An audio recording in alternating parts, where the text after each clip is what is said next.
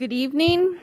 Welcome to the Tuesday, September 22nd, 2020 regularly scheduled Board of Education meeting. The board has been in closed session since 5:30 for items listed on the agenda.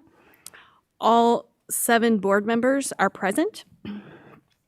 In accordance with Section 7E of the Illinois Open Meeting Act, the board president and the superintendent have determined that in-person attendance by the public at the meeting is not practical, prudent, or feasible due to COVID-19 considerations, including great difficulty in maintaining appropriate social distancing in the meeting room and nearby spaces given the number of persons who are likely to attend and seek to engage in public participation.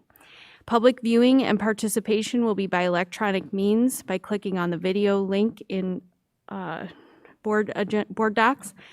Board members will be physically present at the meeting unless permitted to participate by electronic means in accordance with Board Policy 2220. All right, so we have all 7 board members present, and at this time we'll stand for the pledge. I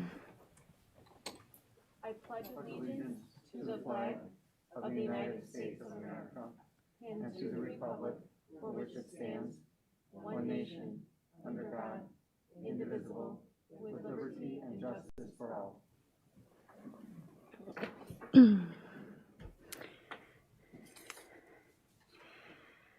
Okay, so at this time, we will do the budget public hearing for the 2020-2021 annual budget. So at this time, I will declare the budget hearing open and ask that Chris Welton do the overview of the FY21 budget. All right, thank you. I want to start off with the 2020-21 budget is from July 1st, 2020 to June 30th, 2021. And in August, we presented the tentative budget, which has been on display since that board meeting. So the first thing I wanted to do was go through some of the changes that were made from the tentative budget to the final budget. So on the revenue side, interest, well, first I want to just talk about in total the operating budget. Operating revenues were adjusted down $447,500 to $132,677,550, and the operating expenditures were reduced by $1,446,453 to $138,227,265. So the operating net income in the final budget is a deficit of $5.5 million compared to at tentative it was $6.5 million, a difference of $998,953. So on the revenue side, this was the changes were one of the changes was interest. Interest rates are now are lower in fiscal year 21 than they were in 2020. And so we adjusted interest income in all of the operating funds, reduced them to where they should be. The second item is food service revenues. With not having students in the building, this line item is for students purchasing lunches, and so we reduced that line item significantly. This other local revenues, this was a sale of technology equipment, and then in the federal aid there, $439,500.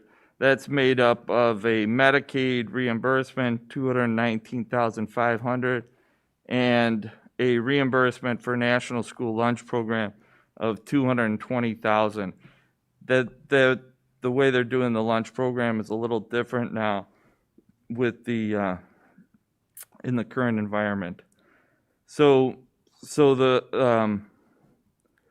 that really represents that 447,500. On the expenditure side, the changes, we always have changes in salaries, just as we get more accurate information between the tentative budget and the final budget.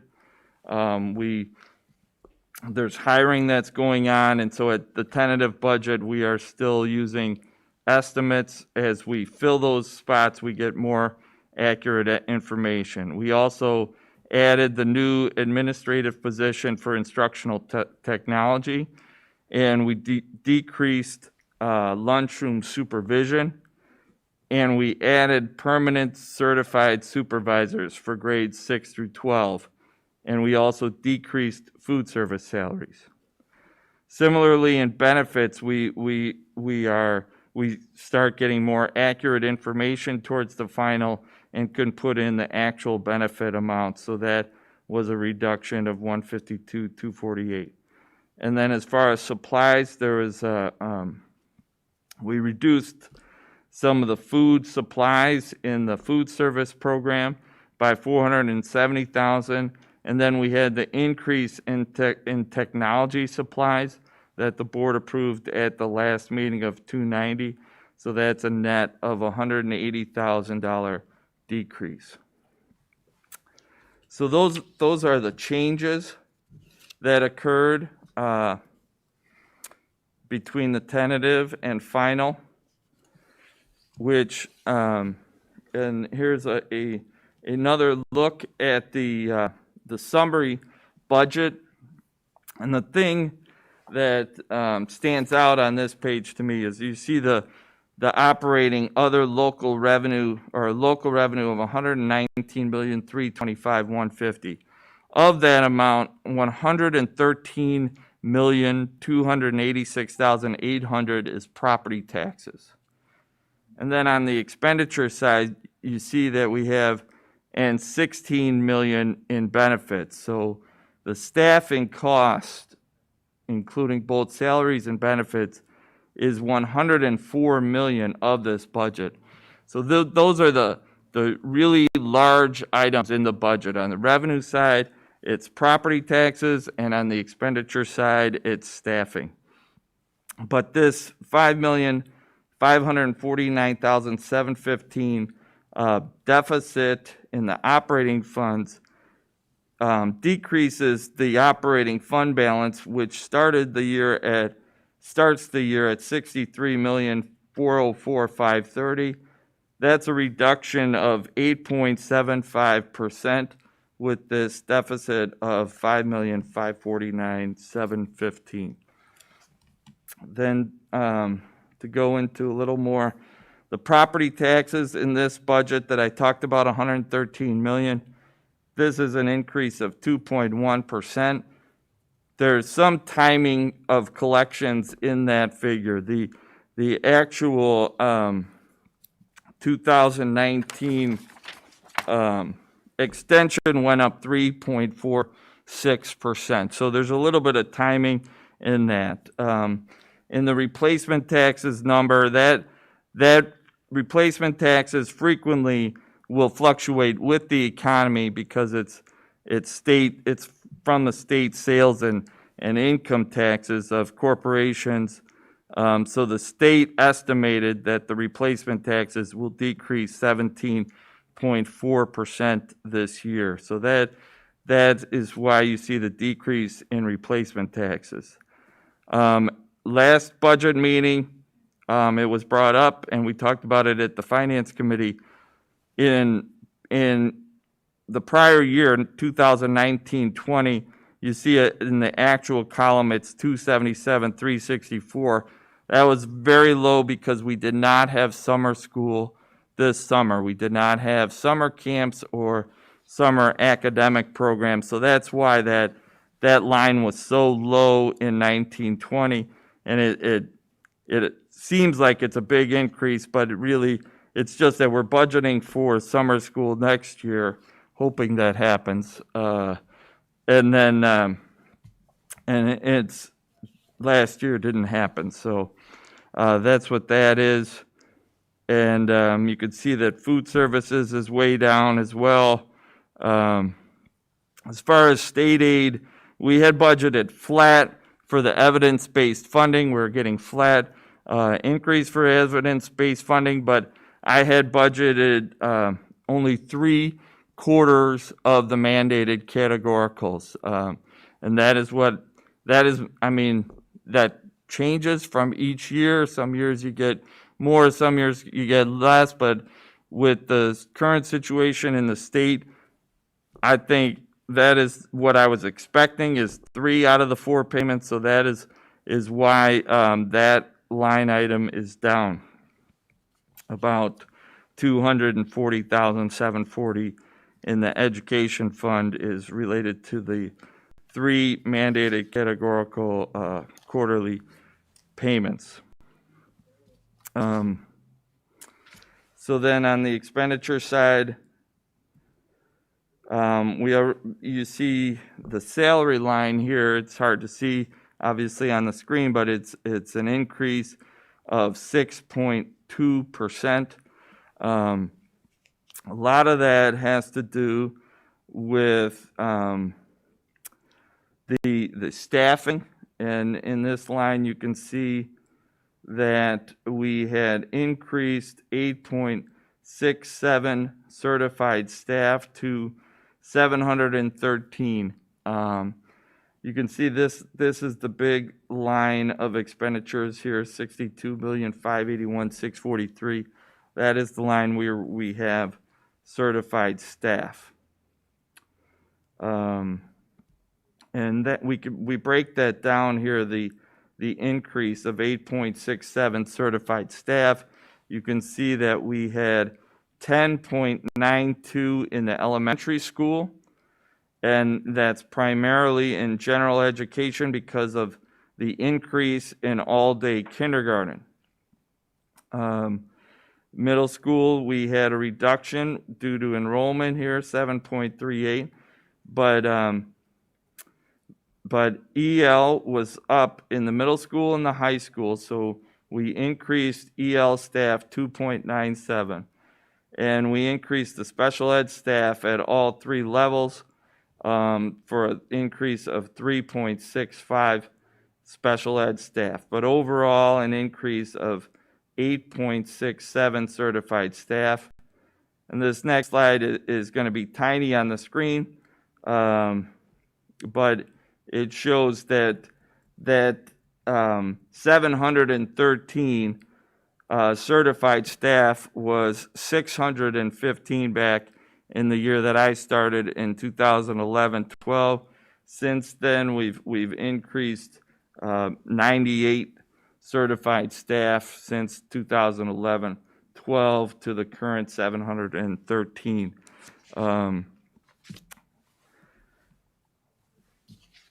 So that, as far as COVID expenditures in this budget, this budget has $1.9 million in COVID expenditures that we wouldn't have had, or we haven't had in the past when we didn't have COVID.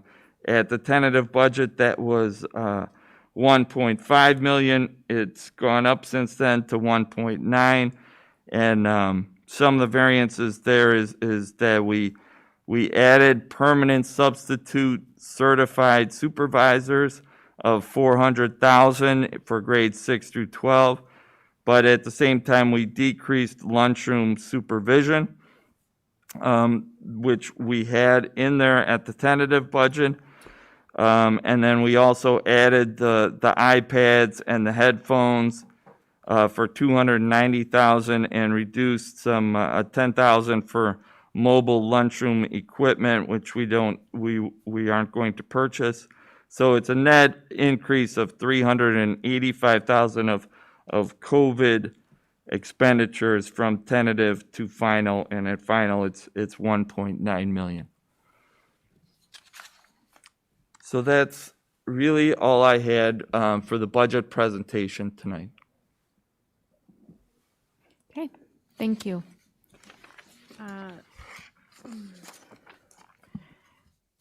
Questions? Chris?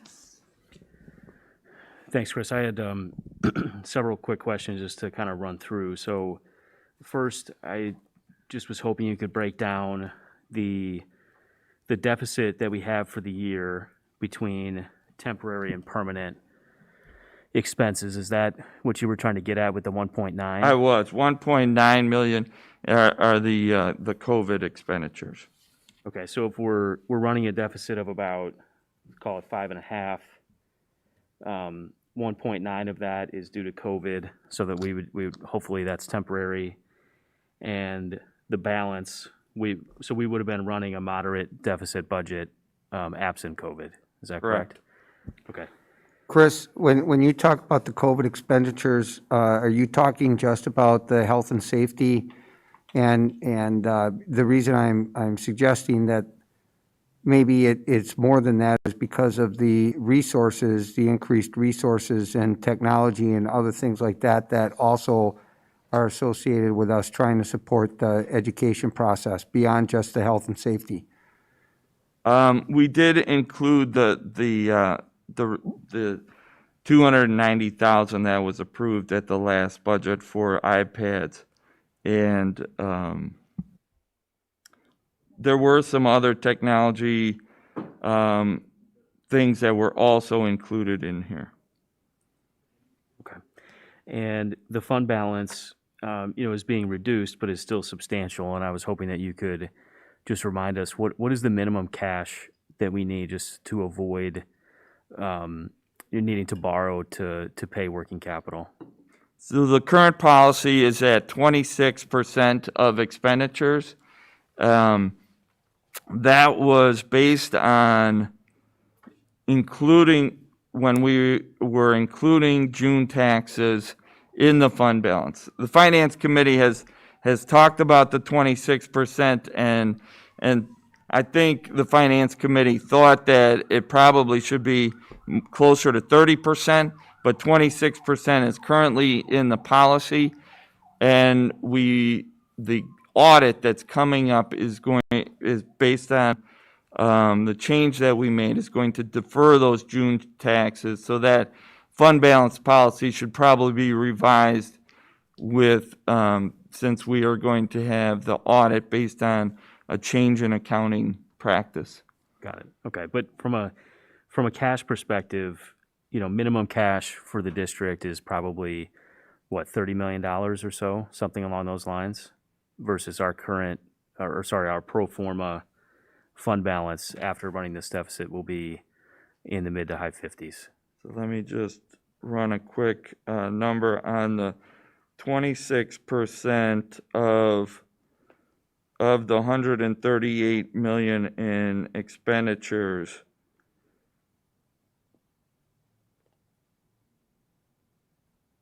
Is 35,939,088, and so we end the year at 57,854,815.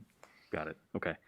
Then just a couple quick ones on specific line items. So your projections are assuming summer school, I think you said, for next year. Correct. So I'd be interested in what is the cost structure that's being put up against that? Is it variable or fixed? So if summer school gets canceled, does that add $1 million to our deficit for the year, or are we able to not have to have costs associated with summer school as well? We would. It would be a wash because we do try to break even on summer school. So if we didn't have it, we would reduce revenues and we would reduce expenditures. Okay. So it's a wash. Got it.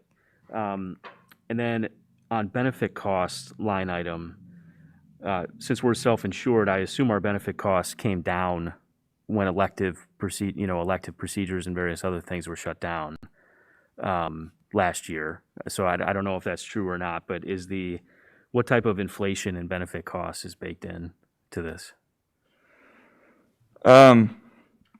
So the numbers that you see here are the premiums. So the self-insured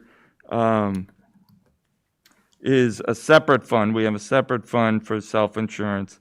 So, but we did bake in, so when I showed the finance committee the renewal, it was an increase of $500,000 projected in, for self-insurance. So we put a 250,000, half of that, $500,000 into the budget. Okay, got it. And then, sorry, just two additional quick ones. First, the cost reduction measures that we put in place sort of early on in the crisis, or that we discussed related to reduced travel, pulling back on consulting, various other things. That's reflected here. Yes, it's And, reflected here. Could you remind folks how much money that was? Oh, I don't have that number off the top of my head right now. Yeah, I think it was like $600,000 or $700,000 or something along Yes, those lines. Yeah. and that is reflected in here. We did reduce those line items. Okay. And then just for a bit of history, from a spending perspective, have we had a flat or a declining budget at any point in recent history? In 11-12 Okay. was the and last time. we had flat spending year over year? Yes, that was a budget cut year. Okay. Thank you.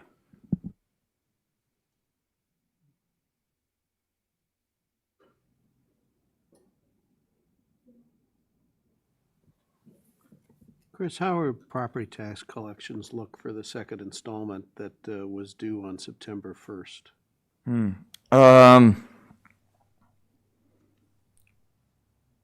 It's hard to tell because, you're still going to collect some in October, November, and December. Are we tracking even with last year or ahead or behind? I did look that up. I would say we're about even with last year, yes. Okay, all right, so nothing alarming there. Nothing alarming. Okay, and then one other question. I'm just looking at the form that after we vote tonight that we're sending down to the State Board of Education. Yes. And in the upper right-hand corner, it says balanced budget, no deficit reduction plan is required. Can you explain that technicality? That, I believe, takes into consideration fund balance as well. So I'll have to look at those requirements. I haven't had to do that in many years. But there is a requirement depending on your fund balances and your deficit where you have to do a deficit reduction plan. Okay, so they're interested in a structural deficit as opposed to 1 year. Yes. You've got money in the bank to cover it. I will verify that for you for the Finance Committee, though. Okay, all right, thank you.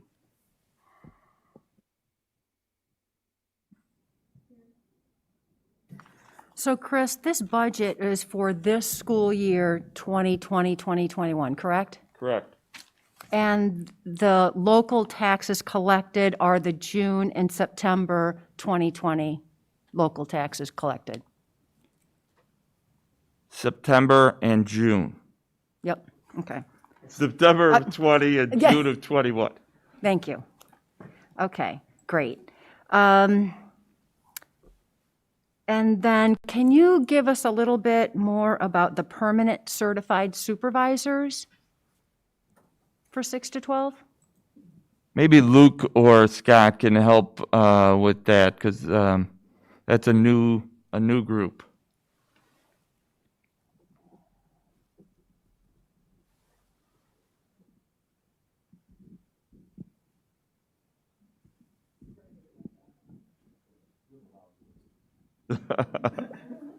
Want this one? There we go. Okay, so those supervisory positions were for individuals to help supervise students who are in the learning labs. So when a teacher is teaching remotely and the students need a place to go so they can do their online learning, they have to have a supervisor. And so we have certified substitute teachers. We have 2 at each of the 3 middle schools, and currently we have, I believe, I want to say 4.5 at the high school. The high school might need a couple more as we have more students phase in to the high school. But currently, though, 2 at each of the 3 middle schools and 4.5 at the high school.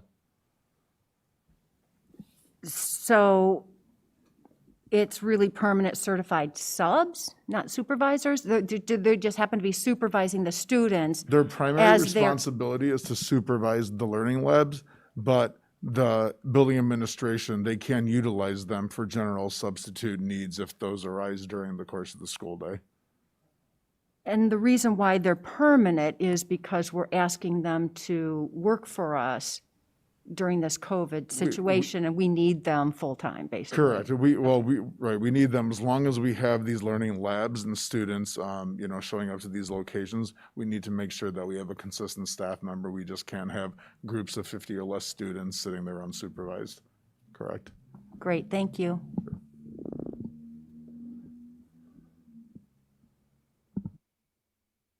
Okay, can you just recap? I know you said that about approximately 2 million, or 1.9 to be exact, was from COVID in the deficit. Can you recap where the other 3.5, actually 3.6 million of deficit spend, what that is attributed to?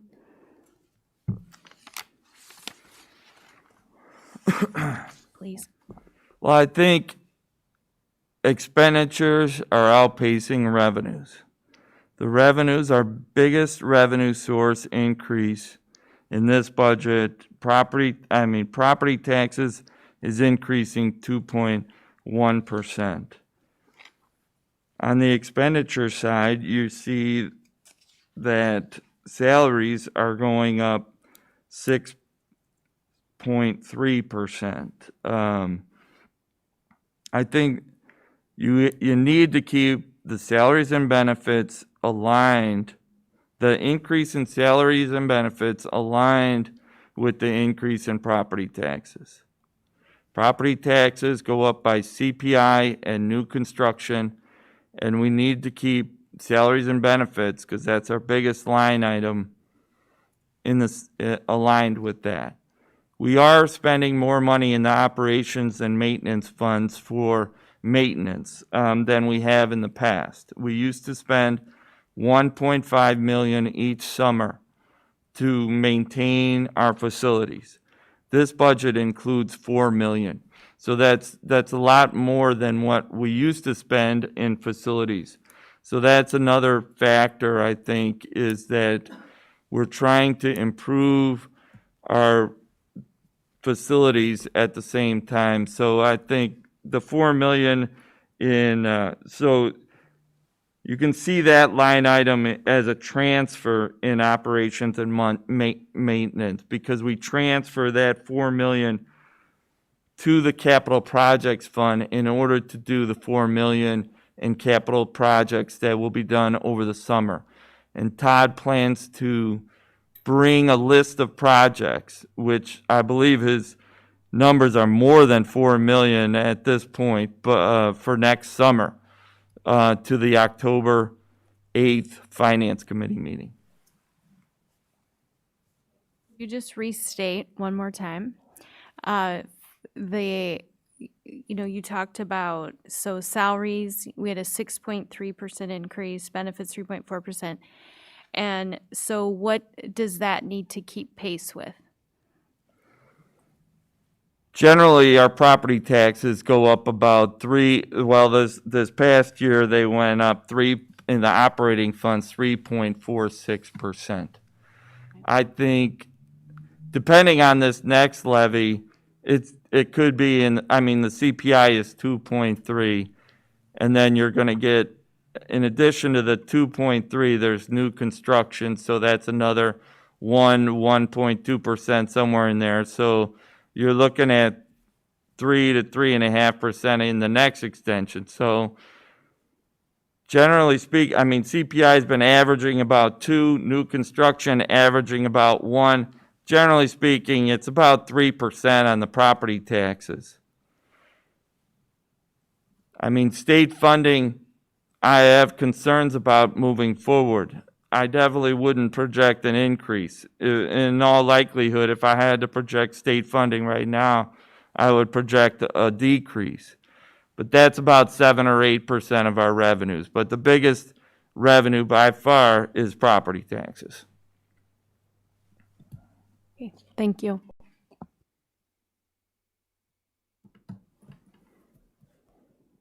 Okay, all right. If there's no other questions, then we go to the budget hearing public comments, which if someone can double check, I do not see that there are any public comments. None. Okay, so there are none. So I will now declare the budget hearing closed, and we will go back to, we will resume the next item on the agenda, which is public comment. For up to an hour, submissions received before 7 p.m. on the day of the meeting will be read aloud or summarized after stating the name of the author. Comments received before 7, which are not read aloud or summarized, and those received after 7 will be reviewed by board members. All submissions received will be made available publicly on the district's website. And there was an agenda item link for people to click on to post a comment. So I will turn it over to Mrs. Troutman to read any public comments that are in. Thank you. The first public comment is from Katie Marsico. The other day, a friend and I were discussing the concept of accountability, specifically who, if anyone, is culpable for the chaos resulting from a pandemic. To an extent, it feels about as productive as asking why bad things happen to good people or happen at all. The truth is, no one, as far as I'm aware, is responsible for creating a pandemic. However, we are responsible for doing our part to help mitigate that disaster. One element we can control is deciding whether we thrive as a community sustained by trust and communication, or flounder as people merely surviving alongside one another and self-advocating as necessary. I've read about other districts across the nation that have indeed returned to class on a more full-time basis, and just as many were remote for those who need it as functional option alternative. The headlines in these cases are not as much as so much how communities are tackling educational challenges, but why they are able to do it. For so long, I have heard about what we as community members should do better, listen more, open our minds wider, be kinder, concede that we resist change, get the facts straight, be wary of social media, simply ask questions and trigger the real conversations. So once we as community members have attended the board meetings, sat on the HR selection panels, tried to make heads or tails of multiple changes, and asked for the one-on-one conversations off of social media in an effort to understand them with greater clarity, when do you as the board and administration reflect on what you should do better? I'm grateful for the board members who have been willing to dialogue with me, but I fail to understand what any of you imagine is inspired by leadership exemplified by Twitter debates about mask protocol or blocking both staff and parents from a 205 social media account, though I do not recollect ever having tweeted with the superintendent a day in my life. I was amused at initially landing on the infamous list that has since been publicized in the patch, but the greater implications of the act behind it are troubling. What do you imagine the impact is when a leadership is a day late and $1 short in thanking versus blaming the teachers and administrators and support staff who make whatever return plans or lack thereof get rolled out every other Tuesday, somewhat tenable every single day? You have, based on what some of us perceived, expected gold to be spun from straw. And when it doesn't happen, those people I just named are the first line of defense in answering to unhappy parents. So I again would ask you, when do you take some of the accountability for life as it is? More to the point, what, if anything, is the plan to address those points that others have already brought to your attention during public comments the past few weeks? This isn't a blame game, and there are some things such as the pandemic that are beyond control, but even those are made more manageable by effective support, guidance, and respect, by effective leadership. Parents and teachers and students want to get through this and are willing to own challenges and shortcomings, but the leadership of our educational community is not a factor we can be accountable for, even if it is one that shapes so much of what matters to us. That culpability lies with district leadership itself as well as the Board of Education. Thanks for your time. Next comment. Anonymous. Just my needs and opinions. Schools should be 5 days in person option or 5 days remote option. Why hybrid?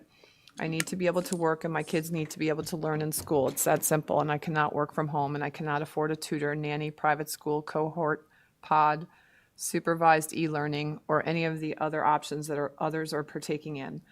I'm a single parent and I rely on my kids being in school 5 days a week between the hours of 8:15 and 3 p.m. so I'm able to earn a living. COVID lockdown is affecting our kids' mental health. They need to get back into regular school routine ASAP. Their mental health and learning are at stake. They're refusing e-learning, and e-learning is very challenging for all those involved, especially those children that have special needs IEPs. I don't understand if they can be in school in person with hybrid, why can't they be there 5 days a week, normal hours? If the Park District can host e-learning, why can't they be in school? Please consider 5 days ASAP for our children. Thank you. Next comment, Sarah Garcia.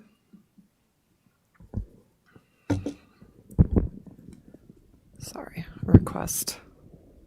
I don't know who made the request, but somebody did. My name is Sarah Garcia, and I live in the Fisher-Churchville attendance area, the north side. I have lived here long enough to see that Fisher and Churchville, both excellent schools, have long been treated differently than the other schools in the district. This was definitely noticeable during the referendum when Fisher was granted 2 new classrooms, even though our school is busting at the seams. The word disparity comes to mind, something this board and district administration have supposedly been trying to put an end to. An easy way to bring equity to our schools is to recognize them equally. While browsing Twitter this morning, I came across Dr. Moyer's tweets. One, a retweet from Ms. Tamaru welcoming the Sandberg 6th graders back to school. 2 were on his own, one welcoming back the freshmen back to York, though which particular freshman he was welcoming remains a mystery, and the other welcoming 6th graders back to Bryan. So I come before the board asking, where was the welcome back to the 6th graders of Churchville? It was the first day back in the building for them as well. While I was not surprised at Churchville being left out, it was still upsetting to me. We are one district, so respect and recognition should be given across the board, no matter which side of town you happen to be on. To many people, this may not seem to be an important issue. It may even come across as petty. But in my 16 years of being a proud member of Elmhurst North Side, I have seen this happen time and time again, and it's time for it to stop. Next comment, Tara Kajomi. Dr. Moyer, Dr. Bagdasarian, Mr. Wagner, and members of the District 205 School Board. I'm a parent of a senior female basketball player. I am also a school principal. Whenever a concern arises, I always try to listen to both sides with wide lens. Therefore, before writing this letter, I spent a great deal of time assessing the pros and cons of this request. All of us listed below understand that the decisions you have been confronted with this year are unprecedented in nature. It is our understanding that the decision to allow indoor contact days is being reconsidered on October 1st, 2020. We know that you are aware that IHSA has approved contact days for winter sports and that low and medium risk sports are allowed indoor contact days with inter-squad scrimmages. Please see the attached link. As we lead into the winter season, these days are essential in getting the athletes prepared for competition. They were taken away in June due to a small number of cases of COVID-19. There is a concern among coaches and parents that our athletes will be behind in training, conditioning, and game/competition preparedness if they are not allowed to participate in contact days beginning October 1st, 2020. All that being said, we understand that the contact can lead to COVID-19. However, many of us have children who are currently participating in full contact practices and games with their club teams. COVID-19 has not spread among these teams due to contact with each other or with athletes from other teams during practices or games. Any instances of COVID-19 was traced back to social gatherings outside of the sport. All of the parents and students listed at the bottom of this letter are willing to take this risk and allow their children to play, as we feel the negative social and emotional impact of not playing outweighs the risk of getting COVID-19. In fact, some of our children have already had COVID-19 and have returned to play.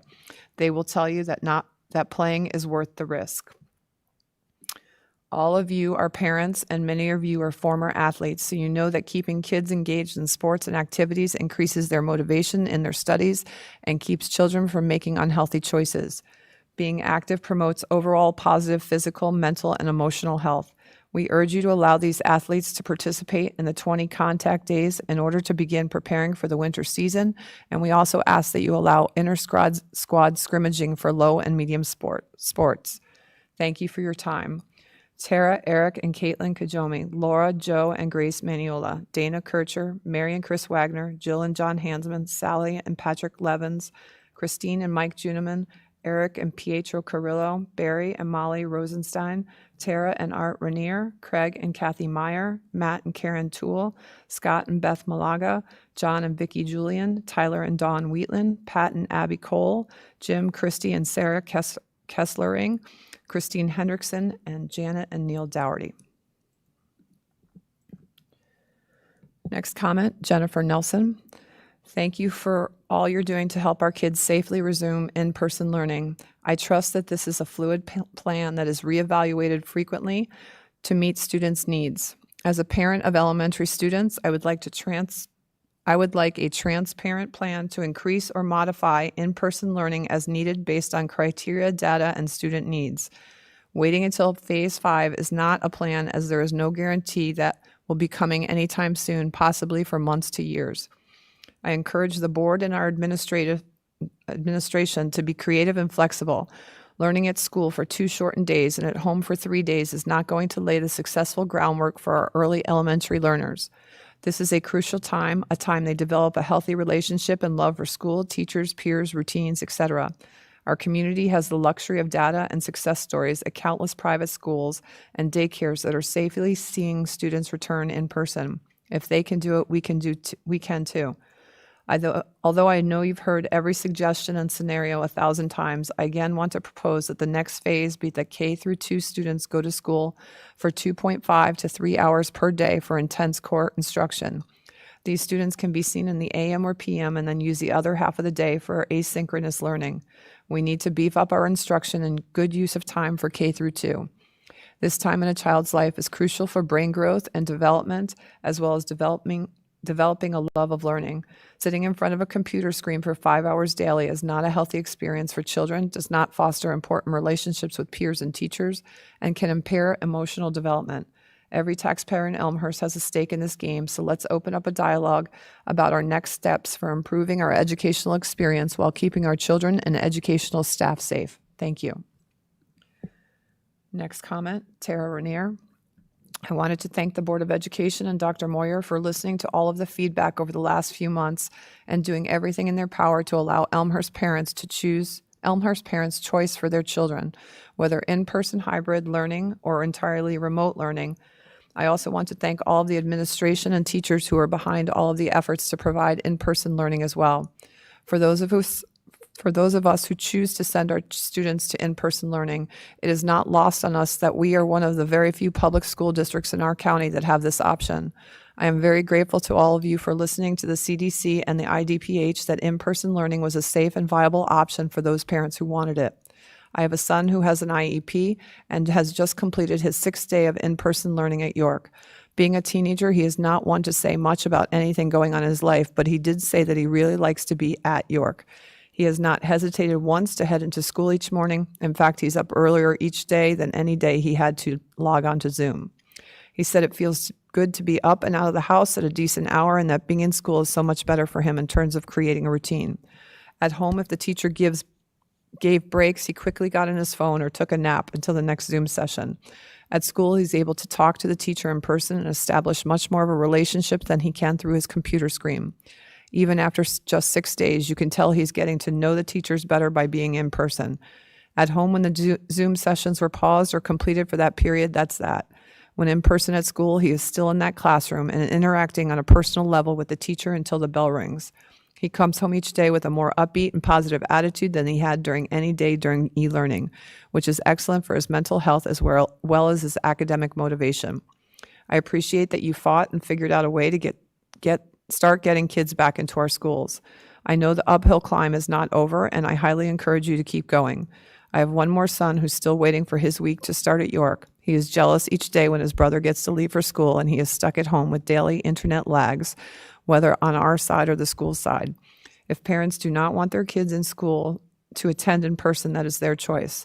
For my family, in-person learning creates a happier and more productive teenager, not just productive in academics, but in the rest of his day, whether in sports, practice, or at his workplace. I thank you and appreciate all you have done to make Elmhurst District 205 one of the leaders in our area for a return to in-person learning. It makes a big difference in our family. Thank you. That's it.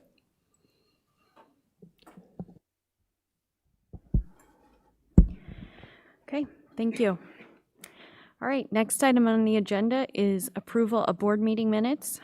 Item A, approval of regular board meeting minutes from August 25th, 2020 and September 8th, 2020. Were there any changes to those minutes? Okay, then those stand as presented. Item B, approval of closed session minutes from August 25th, 2020 and September 8th, 2020. Those minutes stand as presented. All right, superintendent's consent agenda. Would anyone like to pull an item from the consent agenda? I'd like to remove item C, speech language pathology purchase services. Okay, anything else? All right, could I have a motion then for the other items on the consent agenda? I move that the Board of Education approve consent agenda items A, personnel report, B, financial reports. I'll second. Okay, you can call the vote. Mr. Kaczynski, Yes. Mrs. Hostler, Yes. Mrs. Stufen, Yes? Mrs. Troutman, Yes. Mr. Collins, Yes. Dr. Harrell, Yes. Mrs. Caforio. Yes, 7 ayes, no nays, motion passes. All right, could I have a motion for item C on the consent agenda?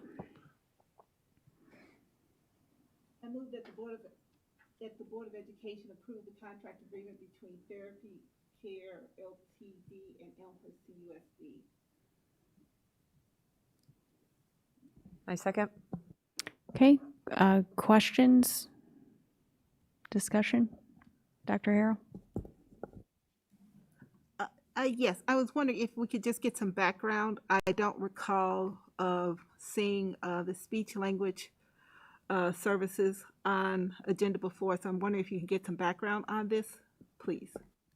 So this is the second time that we have presented a separate speech language contract with a private provider. We have several speech language positions that are posted right now that we've been unable to fill through our typical means. There are several staffing agencies that have speech language pathologists that are ready to go, and we have students that require services. And so we have, since literally nobody has applied, we have chosen to go with those staffing agencies at a reasonable rate in order to fill those positions and get the students with disability services. Any other questions? Karen? Kevin, I thought in the last one, the rates and some sort of the financials were in it. This one wasn't. Is there some reason for that? So Yeah, so every contract with every provider is different and structured in a little bit of a different way, but I have the rates downstairs that I can, we're bringing every contract to you that is over the benchmark of $25,000, so. So for the last request for the services, there were fewer students, and this one has more students? This one is for more hours, and so yes. Okay. All right, anything else? Okay, you can call the vote. Dr. Harrell, Yes. Mrs. Troutman, Yes. Mrs. Stufen, Yes? Mr. Kaczynski, Yes. Mr. Collins, Yes. Mrs. Hostler, Yes. Mrs. Caforio. Yes, 7 ayes, no nays, motion passes. Okay, next item on the agenda, we're going to move into superintendent's action items. Item A is resolution providing for the issue of not to exceed $40 million general obligation school bonds of the district for the purpose of paying certain costs of those capital projects approved by referendum at the November 6, 2018 general election, providing for the levy of a direct annual tax sufficient to pay the principal and interest on said bonds, and authorizing the execution of a bond purchase agreement with Raymond James and Associates Incorporated in connection with the proposed sale of said bonds. I have a feeling that was like the motion. This is, Yeah, do you want to give background? well, this is the same resolution that you approved several months ago, but the time that it's valid for expired. So you're authorizing, you're giving us the same authorization to sell bonds if we catch the rate that we want. It's exactly the same as what you passed a couple months ago. Okay, could I have a motion? I make a motion that the Board of Education approve the resolution providing for the issue of not to exceed $40 million general obligation school bonds, Series 2020 of Community Unit School District Number 205, DuPage and Cook Counties, Illinois, for the purpose of paying certain costs of those capital projects approved by the referendum at the November 6, 2018 general election, providing for the levy of a direct annual tax sufficient to pay the principal and interest on said bonds, and authorizing the proposed sale of said bonds to Raymond James and Associates Incorporated. I'll second. Okay, questions, comments? Oh, Chris. Yeah, so just for clarity, right, so this gives us the ability to issue bonds, not the obligation to issue bonds, correct? That's correct. Okay, and we can make the final decision, there's a timeline in the document here, that if we decide to go forward, that would be late September, early October, and we just make a decision in conjunction with Raymond James based on market conditions at the time.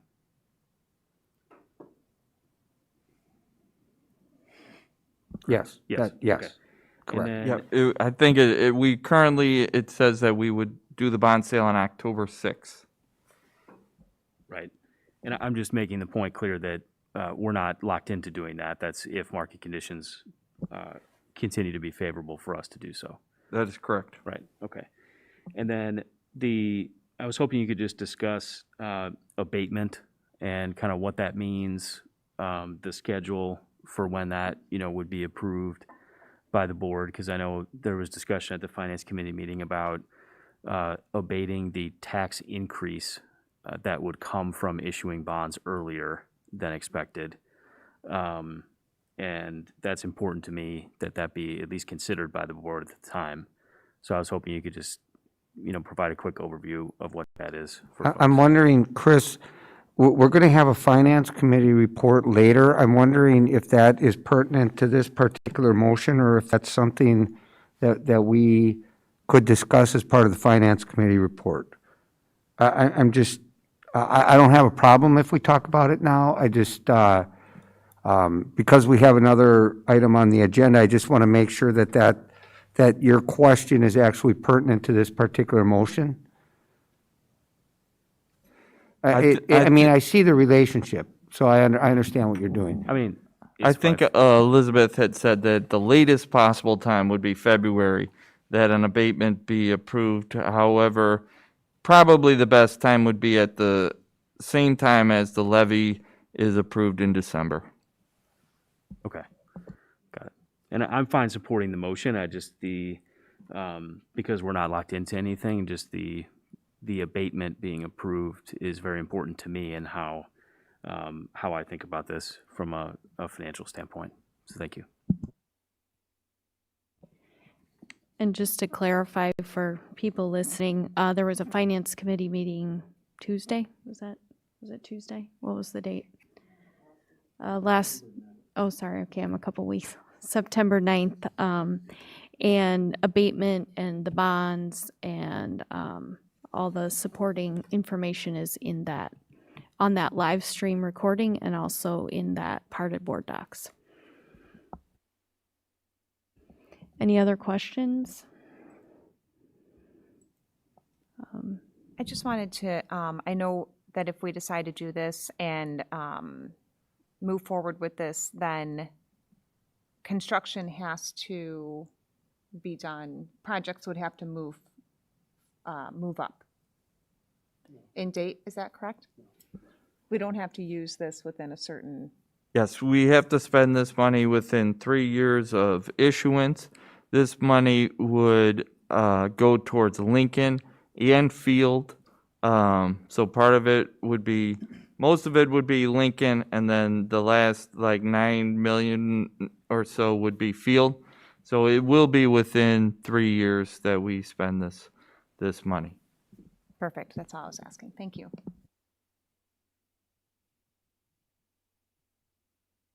Okay, anybody else? All right, you can call the vote then. Mrs. Troutman? Yes. Mrs. Hassler? Yes. Mr. Kaczynski? Yes. Mrs. Stufen? Yes? Dr. Harrell? Yes. Mr. Collins? Yes. Mrs. Gafforio? Yes, 7 ayes, no nays, motion passes. All right, next item on the agenda is approval of the side letter between District 205 and the Elmhurst Teachers Council. So this item is due to our current circumstances. The beginning of the school year has presented a lot of challenges, which has resulted in impact bargaining between the district and the Elmhurst Teachers Council. And the two groups have reached a tentative agreement that would outline various different things related to the federal leave and clarify different things outlined in our contract about working conditions related to some of these special circumstances. So if you would like to discuss after the motion is on the floor, then Luke can explain particular details related to the agreement. Okay, a motion? I move that the Board of Education adopt the impact bargaining side letter between District 205 and Elmhurst Teachers Council related to COVID-19. I second. Do you want to speak to it a little bit? And then We felt we had some good dialogue with the ETC. We were happy to, come to the tentative agreement, but primarily what this side letter focuses on are just professional working conditions that are related due to COVID-19 and a pandemic. One topic on there was in regards to stipends.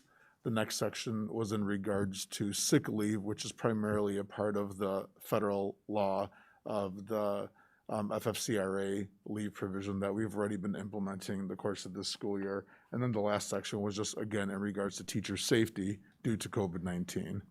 And we feel like everything in here was very reasonable in the side letter agreement.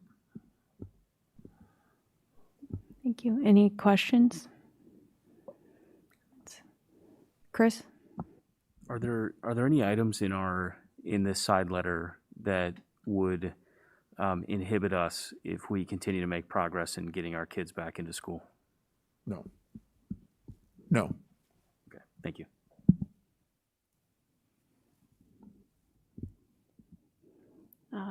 Before I call the vote, I just want to say thank you to the administration for your work on this and helping get the kids back to school by working on this. So thank you.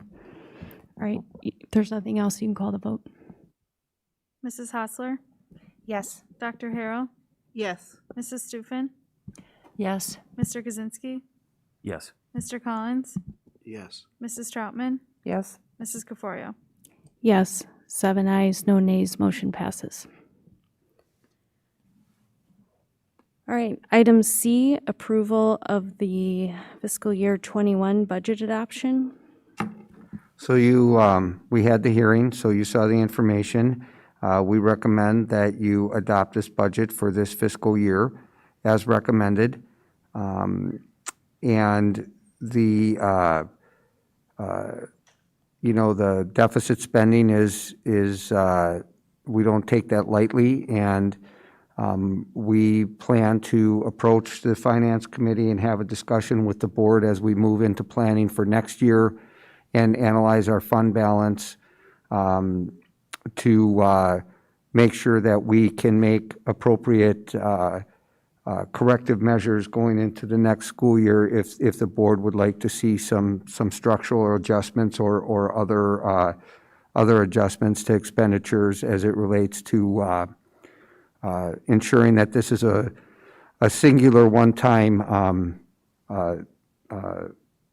dip into the fund balance and not something that results in regular deficit spending. Okay, motion?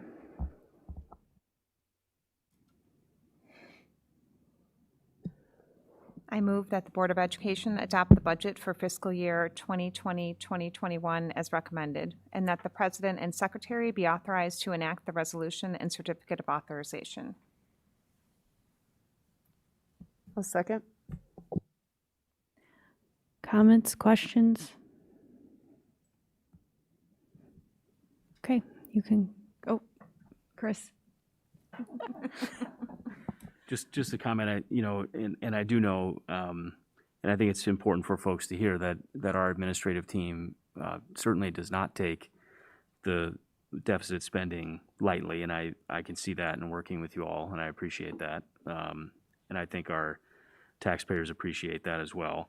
And I do think, to a certain degree, this is, unforecastable with regards to what we've been going through as a district, and we've had to spend money to address those issues.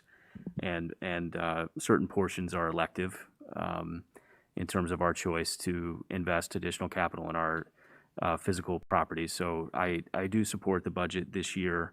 I do have budget concerns, and I would be unlikely to support deficit budgets in the future. And I do think it's important that we continue a dialogue on bringing our budget into proper balance and making sure that we're being respectful of our taxpayers during this very challenging time that we're all going through. Thank you. Okay. All right, you can call the vote. Mrs. Hostler, Yes. Mrs. Troutman, Yes. Mrs. Stufen, Yes? Mr. Kaczynski, Yes. Mr. Collins, Yes. Dr. Harrell, Yes. Mrs. Caforio. Yes, 7 ayes, no nays, motion passes. Item D, amend the 2020-2021 school calendar. So as part of the governor's executive orders, school districts are allowed to declare 5 remote learning professional learning days that do not adversely impact the calendar as it relates to the requirement for student attendance days. And so we have solidified some training that we have been planning. We presented that to you in our plans earlier at various meetings. We've planned for those dates. We've begun to develop the approach that we think will help support our teachers in the current circumstances, which I will say our teachers have been terrific and very complex challenges trying to teach under these conditions. So we do want to support them, and we think that with the October Institute Day coming up, in conjunction with these trainings, that November would be an appropriate time to declare our 4th out of the 5 remote learning professional learning days. And so we are requesting that you approve amending the calendar and that we would designate November 18th, which is a Wednesday, as our 4th of the 5 remote learning professional learning days. Okay, could I have a motion? I move that the Board of Education move to amend the School District 205 calendar for the 2020-2021 school year by designating Wednesday, November 18th, 2020 as a remote and blended remote learning planning day in place of the currently scheduled day of student attendance and instruction, and to authorize the superintendent to notify and seek approval from the DuPage County Regional Superintendent of Schools of the amended calendar before the change takes effect. A second? Questions, comments? Jim? Just kind of a procedural or practical question. So September 7th was Labor Day, a holiday, and that week, for lack of a better term, Wednesday got eliminated. Kids were in class Monday, Tuesday, usually Wednesday they are not, and then they're in class Thursday, Friday at the middle school and high school level. But that week, the kids were in class Tuesday, Wednesday, Thursday, and Friday. So these weeks where we have non-attendance days for Teacher Institute days like October 9th and October 12th is a holiday, do those weeks where we have Fridays for Teacher Institute days get, for lack of a better term, have Wednesdays eliminated and the kids are in school 4 days a week? The answer is yes. When we have 4-day weeks like that, we will make adjustments, and the schools will be communicating with parents and make sure they know which are the A days and the B days. So that will be a continuous practice throughout the year as those holidays and other things that you reference occur. Okay, perfect. So that's our standard policy then. Thank you. Karen? I wanted to thank you for that because, you know, the kids are really enjoying being in school. And we want to make sure that we minimize the additional days that they're not in school. So I appreciate all of that flexibility, and I know that it's not easy. So thank you. So can someone give us a sense of how we're fitting all the curriculum content in when we do these things in the school calendar? Well, I'll let Nikki address that. The short answer is that we have our course outcomes, and we expect those to be achieved, and we expect students to be ready for the next level of instruction. But when we're in this type of environment, the instruction needs to look a little bit different. And we have done some pretty intense study to ensure that the power standards that we think at each grade level and each course are absolutely the most important that drive learning are that we have those clearly identified and that our curriculum reflects that. But for some specific details on that, Nikki can comment on some of the work that's being done and some of the assurances that we're putting in place. Sure, that's correct, Dr. Moyer. I'd like to point out that even though the students are only in school from 8:15 to 1:15, they're only losing 45 minutes of instruction per day. And we have prioritized the standards to ensure that we are hitting on the most important, as Dr. Moyer said, power standards. And we also have implemented pre-assessments for the students, especially at the K-5 level, to ensure that we know exactly what students need to know and be able to do for each standard, so that we aren't just assuming that there's gaps in learning and that we're hitting each student where they are. What else can I answer for you?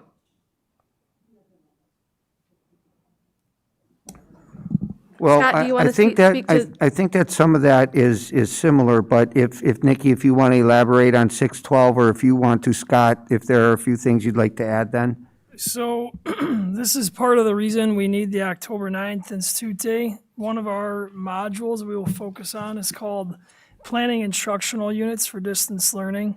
And some of these elements of pacing are exactly what will be addressed and hopefully worked through.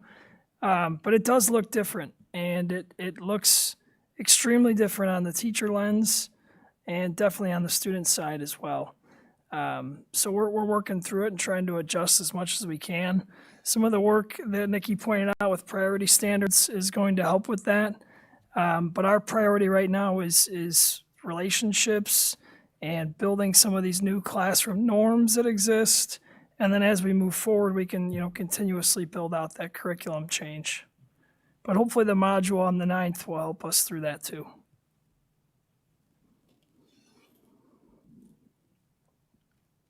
Anybody else? Jim? Just as a parent, I want to express my concern. Kids at the high school, and particularly kids that are taking AP classes and have to compete with kids that are either full-time virtual or in other states in class, normal schedule, 5 days a week. Last year's York schedule, a student was in front of their instructor for each class, 270 or 280 minutes per week per subject. And in our new modified schedule, they're in class in front of their instructor for 140 minutes a week, or roughly half the amount of time. When you have to get through the same amount of material in half the amount of time, I have to believe something gets lost, something doesn't get explained as well, something gets skimmed over. It's just as a parent, it seems like we're putting our kids at a disadvantage.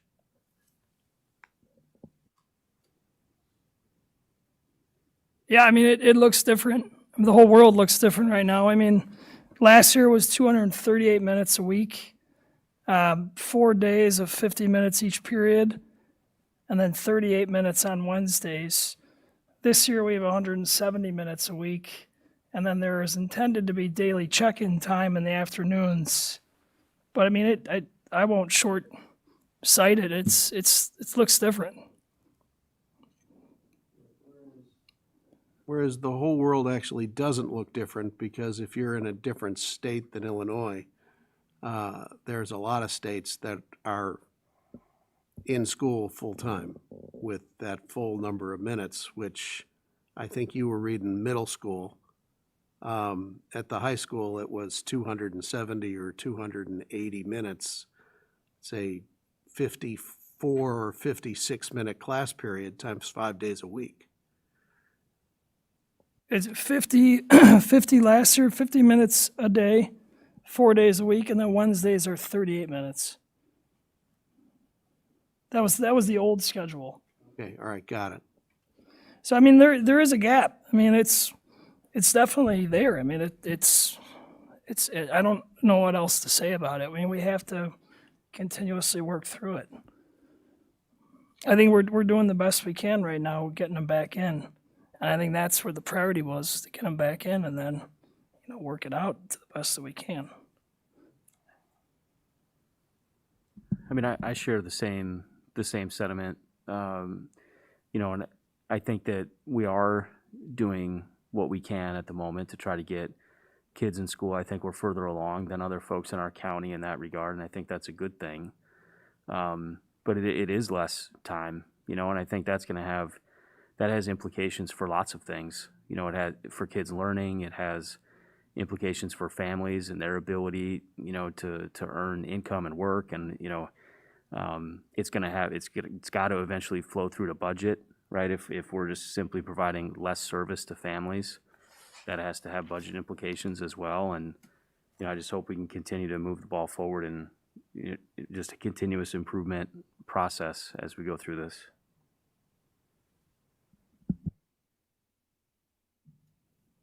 Beth?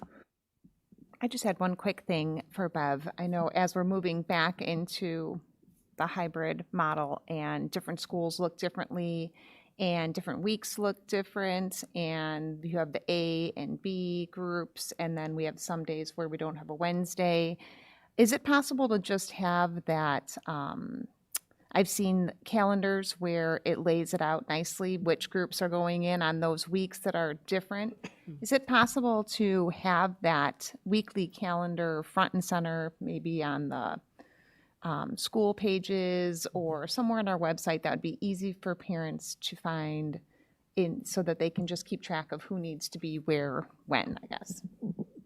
Yes, that is easily showcased through our website and other means. We can certainly post it and then push it to each of the different schools. That would be great. Thank you. Okay, anything else? All right, you can call the vote. Mr. Kaczynski, Yes. Mrs. Troutman, Yes.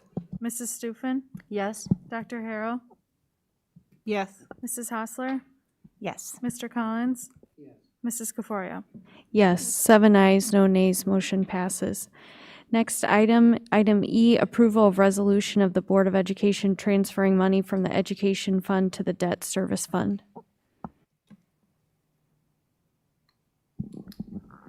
So as you can see in the recommendation, this is something that is, I identified as a requirement, and for you to pass this in order for us to transfer these funds.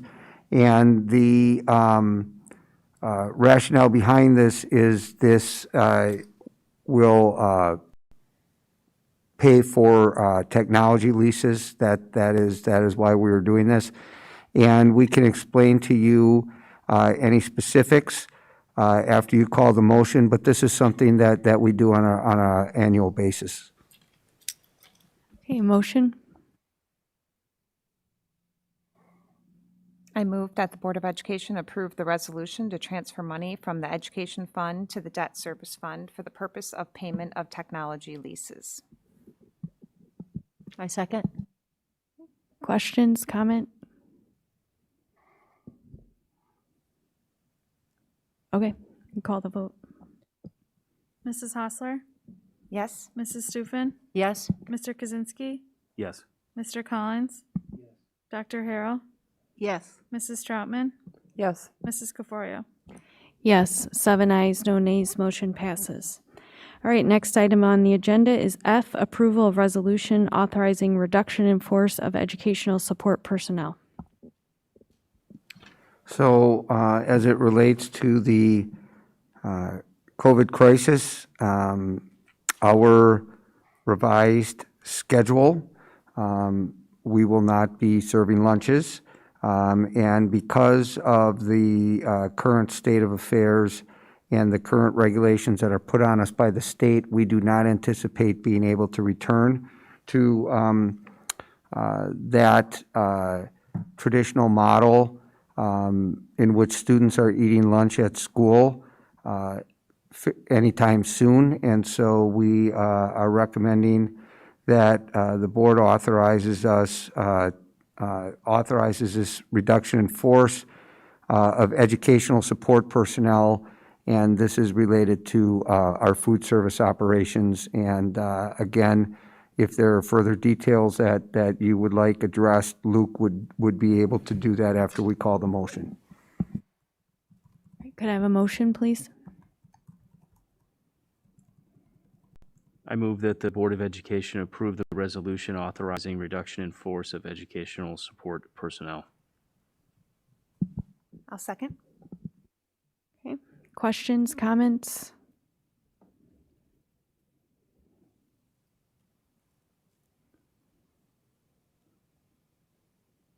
Nothing? Jim? Oh. All right.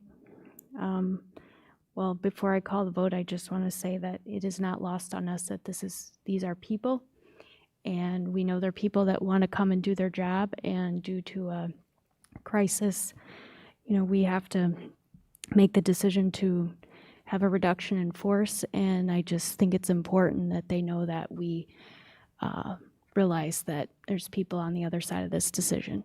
So we hope they will come back when lunch is and food services are back going. So if there's nothing else, I'll call the vote, please. Mr. Kaczynski, Yes. Mrs. Hostler, Yes. Mrs. Stufen, Yes? Mrs. Troutman, Yes. Mr. Collins, Yes. Dr. Harrell, Yes. Mrs. Caforio. Yes, 7 ayes, no nays, the motion passes. Okay, before we begin the superintendent's communication section of the agenda, I'd like to take a 5-minute recess, please.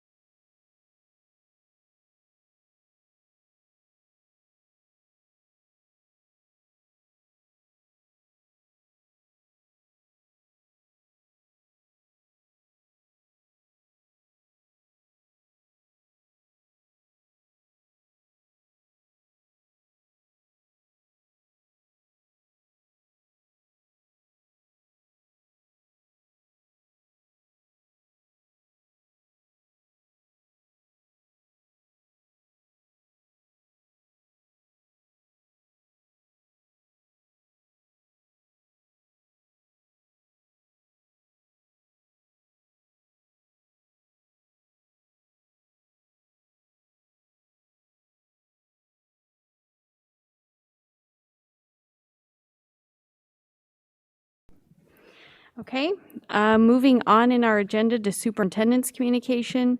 Item A, 2020-2021 start of school update. So tonight, we just want to do a little bit of recapping, but we also want to forecast a couple of things that are coming next and explain to you, hopefully, with some context, what we're currently dealing with in trying to manage the system and keep the schools open. So the first thing that we have is our current timeline. And you can see that this week we brought our 6th and 9th grade general education students back to school. And next week it will be our 7th and 10th grade students. And the following week, the remaining 8th, 11th, and 12th grade students in the grades 6 through 12. Last week we brought back all of our elementary students. And this is in the hybrid model. So the students are in 2 days a week. And on Wednesdays, there are special activities, interventions, and other different types of things that are planned. And the primary reason that we are in a hybrid model is because we're currently in classified as moderate risk in DuPage County. And the health department, and we're going to go over those metrics and we're going to show everybody what that means. But when you're in moderate risk, the health department recommends not only that you are very intentional about preserving social distancing, but that you also try to preserve the social distancing in a hybrid model so that, or in, through cohorts, so that you try to minimize the amount of interaction that different students have with each other. And we'll get into that a little bit in just a minute. And so when we brought our kids back yesterday, we were the first high school in DuPage County to bring back general education students. And I think there was a ton of work that went into that by everybody. And I think that that is something that we should celebrate. But as we will explain, being able to maintain this and sustain this over a period of time is going to be a challenge.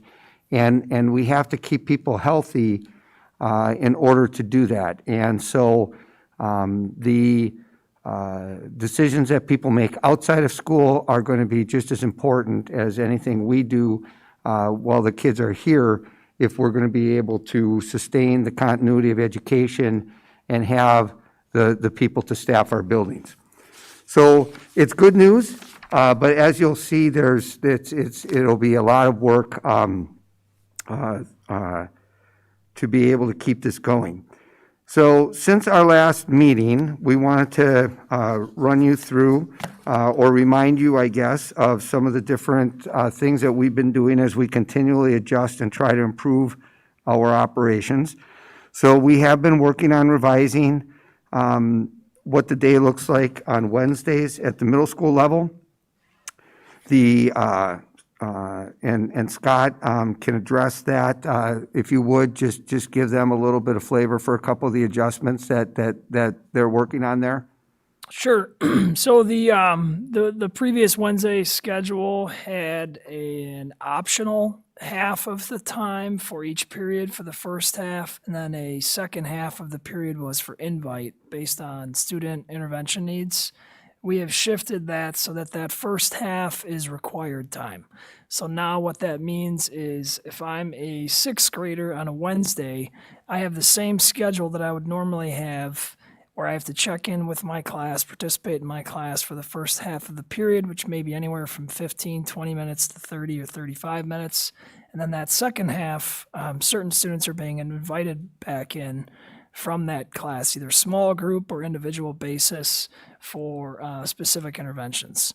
So we're hoping that added structure will be a good blend for 6-8 while also allowing us to have intervention opportunities for the students, small group check-ins, and that individualism that we really wanted to have more of in the spring.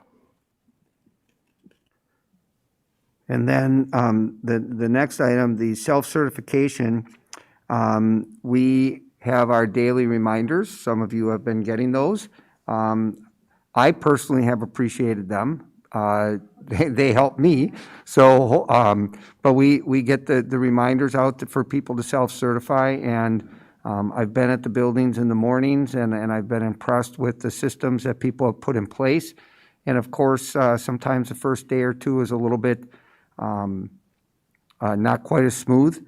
But actually, I was impressed that our people did a really good job. And then, of course, after that first time or so, things have been moving along fairly smoothly. We have markings on the floor.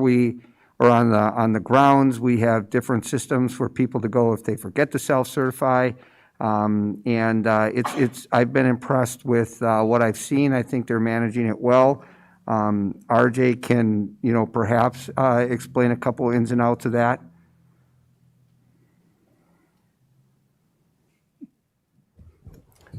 Yes, so the health certification app is rolled out to all of the faculty and staff across the district, as well as our parents and families across the district as well. It is the first time we've ever done something like this, clearly. The first time a need has ever been something like this. So as Dr. Moyer mentioned, I got to tip my hat to our teachers, to our principals, to our families who are participating and really helping to make it a success. So far it's been going very well. And we continue to monitor our health and safety protocols, including our cleaning regimens and other things. But one thing that I will state that we entered into an agreement with the Park District to try to support our families who have daycare challenges called Club Ed. And the demand for that program was not what we anticipated based on some of the feedback. So we are able to run that program off-site at 2 Park District facilities. And so for some kids, we provide some busing to that site on the days where they are coming to school for a portion of the day and then going there in the afternoon. And then the Park District is managing the program, and they have a combination of some of their recreational activities, but they have a setup where they help supervise the students with their remote learning so that they do their schoolwork when they're supposed to be doing that. But by being able to move that out of the buildings, we've also been able to free up some other larger spaces so that if we do have inclement weather days and have to come indoors, we don't feel like we will have a situation where we need to allow the kids their snack break in the classroom. We should be able to have them in larger spaces during that time in almost all cases. And so we talked about the side letter tonight. We have, as you authorized our technology expenditure, we've put in those orders. We've started to deploy it. We still have equipment that's not in. So I'll let RJ sort of update that one as well. Yeah, absolutely. So the iPads have been ordered. We are looking at a little bit of delay from those that we talked about. All of the headphones / microphones that were ordered have been given to teachers who needed them. We've also been in classrooms that the tech department was able to work very closely with the learning and teaching department to identify needs within specific classrooms across all of our buildings. We were able to work together to get in and fix a lot of those needs so that teachers were prepared for when the kids came back to school. We've also, just looking at some of the Wi-Fi challenges across the district, have been getting some feedback from certain students, certain families, that their hotspots that they were given are not as reliable with using the Zoom connections as we would like. So we're looking into ways to support them in other capacities as well, from getting new hotspots to looking at different programs that are offered from various institutions. So we're working through those as well.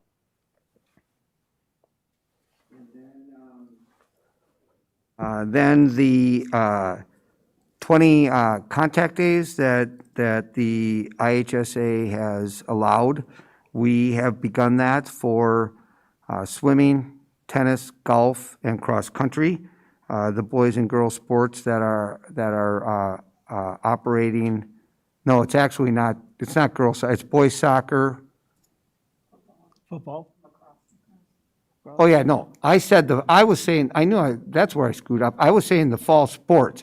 The contact days were for several of our outdoor sports that are currently not in season and have their seasons pushed back or were designated as spring sports. So those outdoor contact days, we've opened it up for that. But I did want to mention in conjunction with that, I have some information here from our athletic department. And with our outdoor sports that we are offering, the actual IHSA sports that are considered in season right now, those are girls and boys cross country, girls and boys golf, girls tennis, and girls swim and dive. These sports, we have had several athletes and coaches that have been quarantined and tested positive.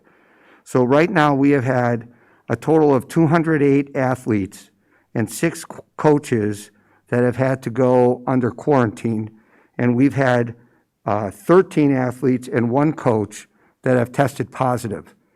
And so I give you those numbers because if we have something that is classified as an outbreak, we have to shut the sport down.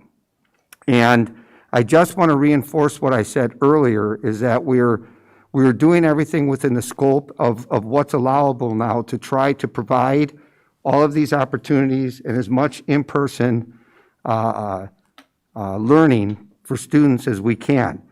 But we have to have people taking the protocols and the health recommendations about indoor gatherings and large group gatherings and the masks and if they're being asked to quarantine.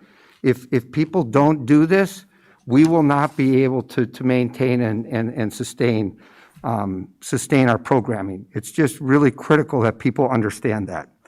But the good news is they are back out there, and we're doing everything we can to provide those opportunities. And then the Illinois Department of Public Health continues to update its, they released a recent update, but I think that that's a little bit fluid and ongoing. I would expect that there are some more updates that will be forthcoming. And so I think that a little bit of that information, specific information, is part of what you're going to get with this next part of the presentation. So at this point, I'm going to turn it over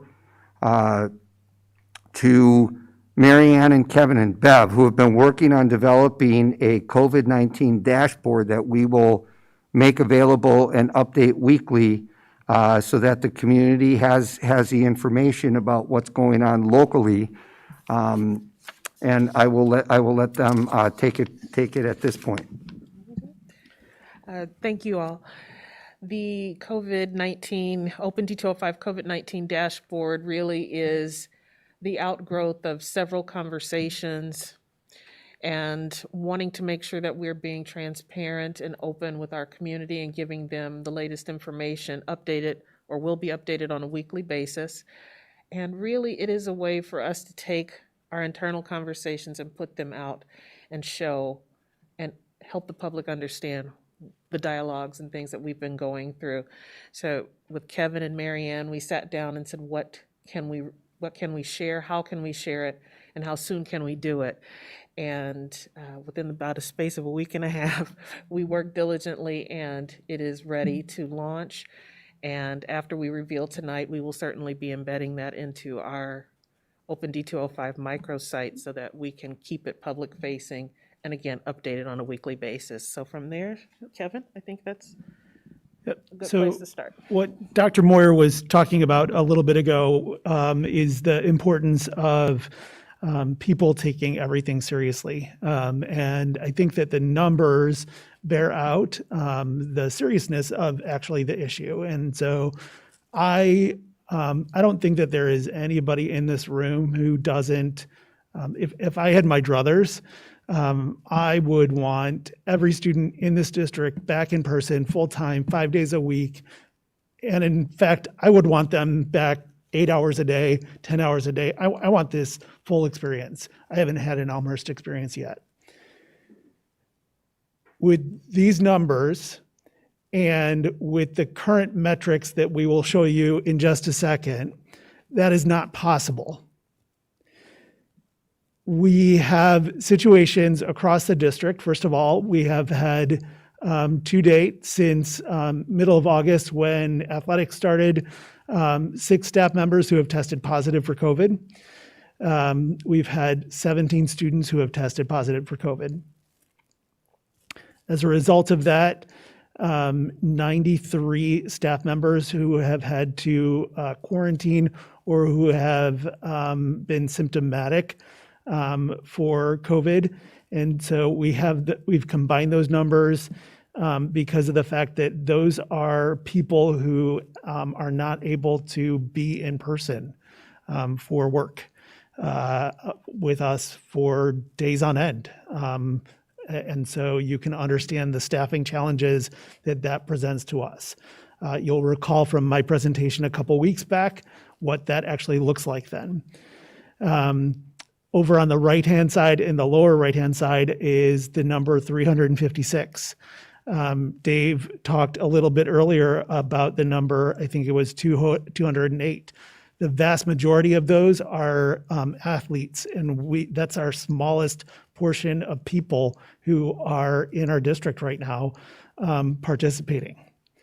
And what that says to us is that people are not taking quarantining, are not taking social distancing, are not taking what we're asking them to do really very seriously. And that's a really big problem if we want to get back to any semblance of normalcy like all of us do. And so these numbers that Marianne has so ably put together for us, that we pulled all together from all across the district, are going to be updated every Friday now. And so you'll see updated data from across the district every Friday. RJ, if you click up on the upper right, nope, not on that one, you see under where it says D205 COVID-19 dashboard, up in the upper left hand.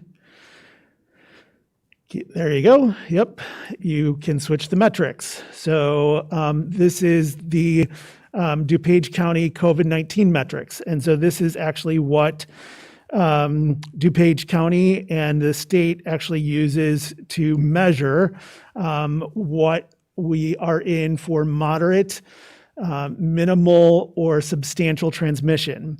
So over on the left-hand side is DuPage County metrics.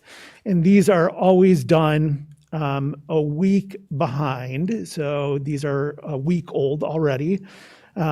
And at that point for DuPage County, our test positivity was 5.7%. We had 75 cases per 100,000. There were 700 new cases over that course of the week. And the youth cases were at 131 youth cases. We decided to add the Elmhurst data. There is a brand new data site that just came out of Northwestern over the last really 2 weeks that breaks down the data into Elmhurst. And so day by day, there's actually data that is updated in there. You could actually go and check that out yourself if you wanted to. We provide the link for you. So as of that same date, which was 9/12, the test positivity for Elmhurst was at 4%, and we were at 79 cases per 100,000. So pretty significant. Then in the lower right-hand corner is actually the metrics that are broken down for all of us in DuPage County, that DuPage County ROE and the DuPage County Health Department have agreed upon in terms of what we use in terms of what this looks like. And the way that this works is that, for example, if if any one of these indicators are in the red, then you're in the red. So if, for example, our new cases per week are at greater than 100 per 100,000, then we would be in substantial. And so that's something to pay attention to there. And that is something where they would suggest to us that we should be in a fully remote learning option. I can tell you, as somebody who is tracking this data day by day and who is working with Luke and who is working with all of our nurses on a day-to-day basis, that having moderate community spread, it is really difficult to keep staff members in our classrooms and students in our schools. It's really difficult to do. And I'm just putting that out there. And I prefaced this entire conversation by saying, I, more than anybody, want to have the entire Elmhurst experience because I haven't had it yet. So that's our data dashboard. It's updated. It's going to be updated every single Friday now. And so I want to thank Marianne for she's like the wizard behind the entire thing. She makes it actually look outstanding and really is able to put all the metrics and make it look great.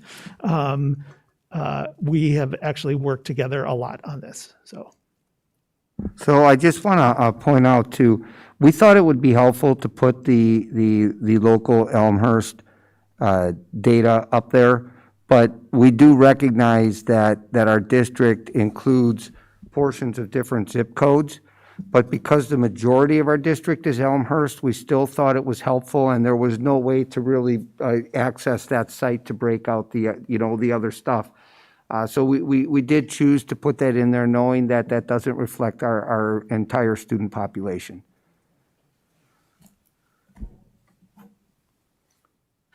So you've got the rest of the presentation. Yeah, I do. I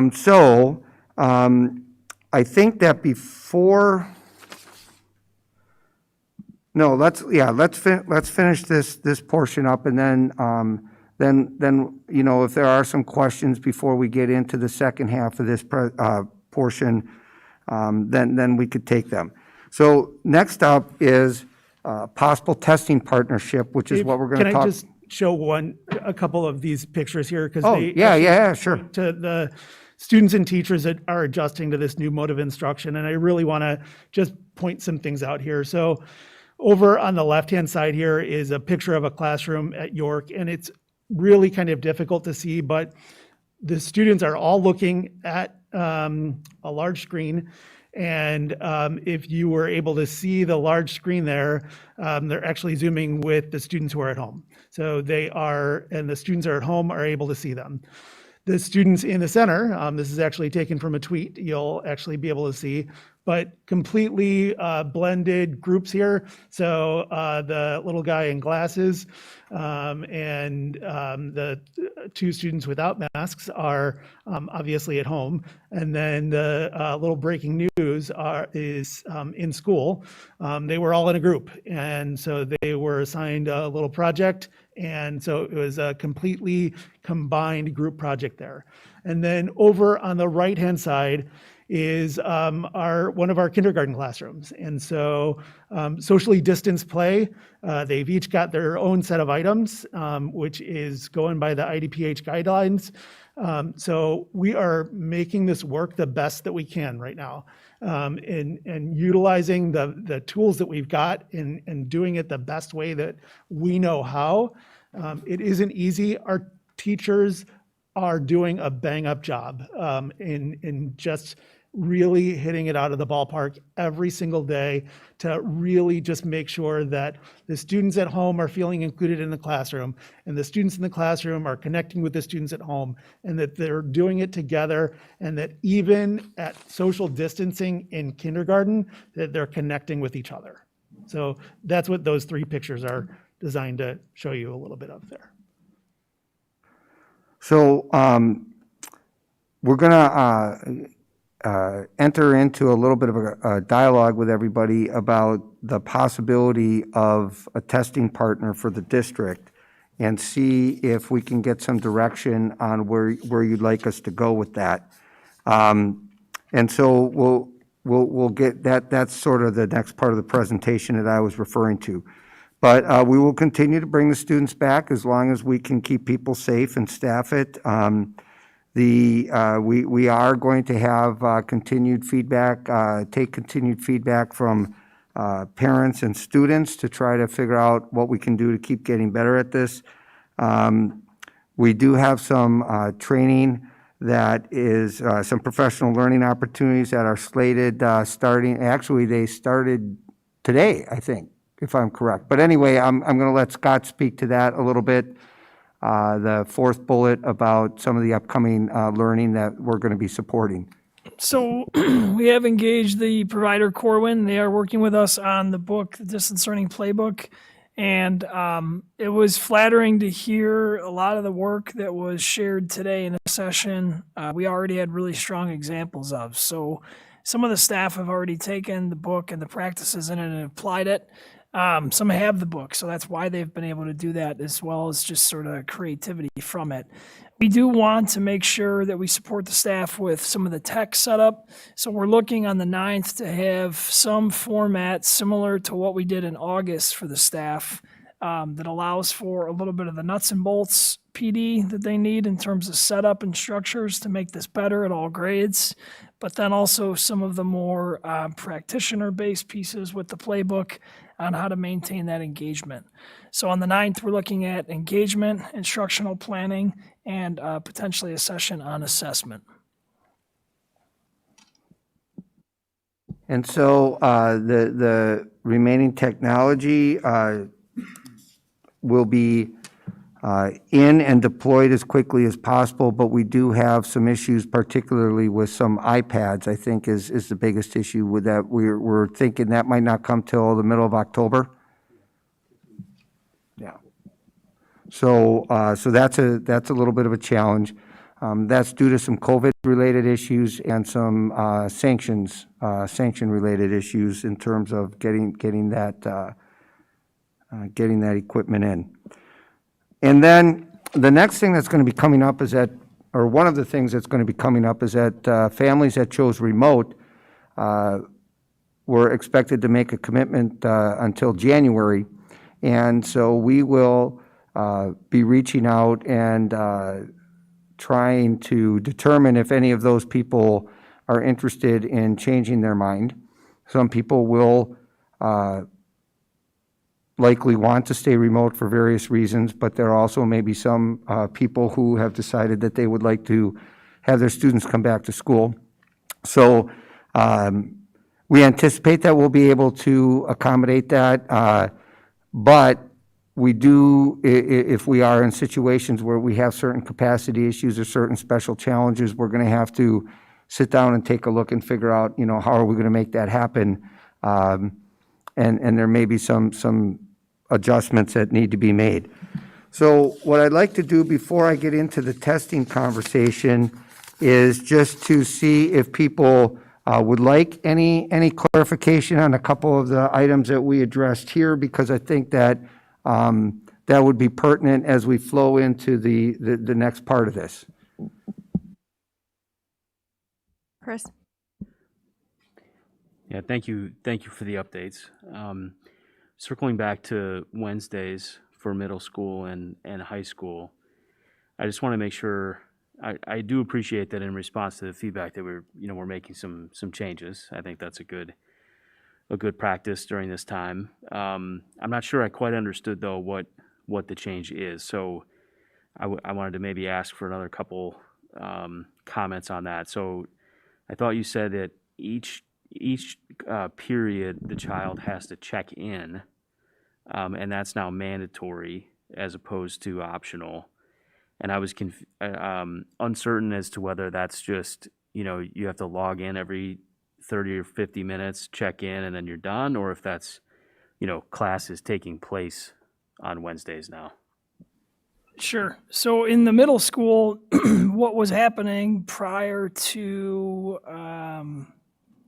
tomorrow, yeah, thanks, was it the first half of the class, so like I'm looking at let's say a sixth grader schedule, They start school at 8:30 typically, and on Wednesdays as well. What was going to happen and what we were trying to do was make that first half optional for the student to attend. So a sixth grader has what's called a core block, that first period, which extends from 8:30 to 9:35. And what was taking place initially in the attempt was at 8:30 to 9:01 was optional, and then 9:01 to 9:35 was an invitation-based program for specific students. We've actually changed that first half and have just made that required for all students in that class to attend. So they do have that class on Wednesday. They may have it for 30 minutes, and then additional students from that class may stay on the whole additional 35 minutes based on needs. And the idea was that on each Friday, those students would be identified in the PLCs based on data to have that intervention scheduled the 3 or 4 days in advance, so the families know and they can plan that out. That also may involve in-person instruction on those Wednesdays, so we can have small groups come in. But again, that first half is going to be that all students required to attend that actual course itself versus the optional sort of gray ambiguous piece that we had before. Okay, and that half that they're attending, instruction will be taking place during that. Correct. That's not just a check-in. No, correct. Yeah, the full period, the full half of that class is instruction based. Got it. Okay, because functionally, and I know it was optional to check in throughout the day on Wednesdays, but functionally for a lot of kids, it was, check in for homeroom and then the rest of the day off. So that's how it initially was, but no longer that is the case. So to follow that student's schedule through the day, so 8:30 to 9, they have a class. They may not have time in that class 9 to 9:30, but they do have to then attend that second core block again at 9:37. And they have to attend that course for 30 minutes, same as that first period as well. Got it. So it's that first half is half the time. The second half is invite only. Okay. Step in the right direction. Appreciate Thanks. it. And can I just follow up as far as, is that the kind of mentality that you're proceeding to think about high school for, the 9-12? I know it's a little more complicated because the Wednesdays haven't adjusted yet. So I'm just wondering where we're at with that. Sure, that's a good question. So we are still working through the Thrive work from back in the winter. And one of the outcomes of the Thrive work, other than some of the items we've talked about already to date, one was to engage the Student Advisory Council at York to get some feedback. So we have some upcoming sessions with those students, and Principal Bagdasarian has allowed us to sort of impose a little bit and have some feedback on the Wednesday piece there. We're also going to include some sections on Wednesdays for the upcoming parent, staff, and student surveys. We anticipate another survey likely in mid-October, once some of the hybrid work has hopefully had a chance to sort of roll out. And based on that and some of the adjustments along the way, we want to just keep making this better. To the points earlier that, Jim Collins represented, just to make this, an improvement process, but we want to make sure we have some rich data so that we're not changing it too frequently, but we want to make sure that when we change it, that it's done for the right reasons. And I think that 6-8 change has really been helpful. And we want to see what we need to do at 9-12 along the way too. We've had some really positive feedback on it as well, but we know that, everyone has different needs and we want to, meet all those needs to the best we can. So hopefully that survey feedback will give us some better direction to see what needs to shift in 9-12. And just one other thing on Wednesdays. So do you know yet how many kids are going to be receiving interventions on Wednesdays? Because we're sort of rejiggering a whole day of the week, right, for that group. So I just want to make sure it's a large enough portion of our student population. Yeah, that's a great question. We were just talking about that as well, and making sure that any change we make or any sort of instructional planning is basically data driven. So currently we have roughly 10% of our student population in grades 6-12 with an IEP. And that is initially some of the supports that we were thinking through for Wednesdays as well. But it's not just for students with an IEP. The idea is also for those students that have an intervention. That is going to change and shift a little bit based on the week and based on the assessments. But we could get anywhere from 10 to 25, 30% In the initial Open D205 documents, the Wednesday piece was intended to meet roughly 30% of our student population for small group or intervention-based services, whether it be in person or remote, regardless of the model. And that's what we want to get it back up to. But I think the key missing piece here is that those other students, whether they're not in person or they're not directly invited, they should also still be working in the asynchronous format. And it sounds like that may be where our attention needs to be at in the immediate short term, to make sure that work is there, to make sure that it's productive work and that it's aligned to the rest of the week. And if that's not the case, we want to obviously improve that too. Okay, thank you. And then just last one for me on REACH kids. And, I know the initial plan there was to preserve cohorting, right? And we talked about that, where kids would be in their homeroom and sort of, even when they're in person, they would be attending REACH class via Zoom and not moving around their building. And I was hoping you could just comment on that and maybe how that's evolved over the last couple weeks here and any other plan changes. Sorry. Thank you. So Nikki can speak to that, but we did go back and make some adjustments. So Nikki, can you explain that, please? Sure. We were getting some initial feedback from parents and from teachers that the feedback in the room was making it difficult for students to learn both remotely and in person. So we kind of piggybacked off the guidance from the Student Services Department, where you could take students from different classrooms as long as you could keep them 6 feet apart and clean in between. So the REACH students are now receiving their REACH services. Can you hear me? Okay, great. The REACH students are now receiving their services in the REACH teacher's classroom, providing that they can keep them socially distanced and do all the same safety precautions that we're doing in the regular classroom.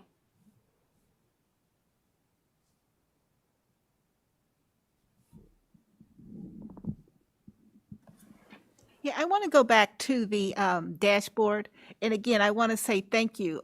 This is, we talk a lot about being transparent. So this is very helpful, I think, for the community to see on a day-by-day basis if they look at the Elmhurst City, but then also on a week-by-week basis on how we're trending with COVID.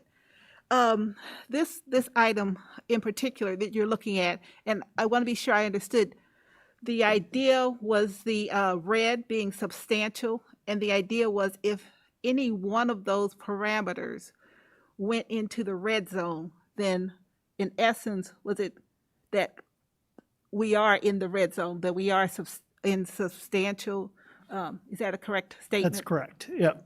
Okay. And then I thank you for making it larger because I couldn't see it the first time.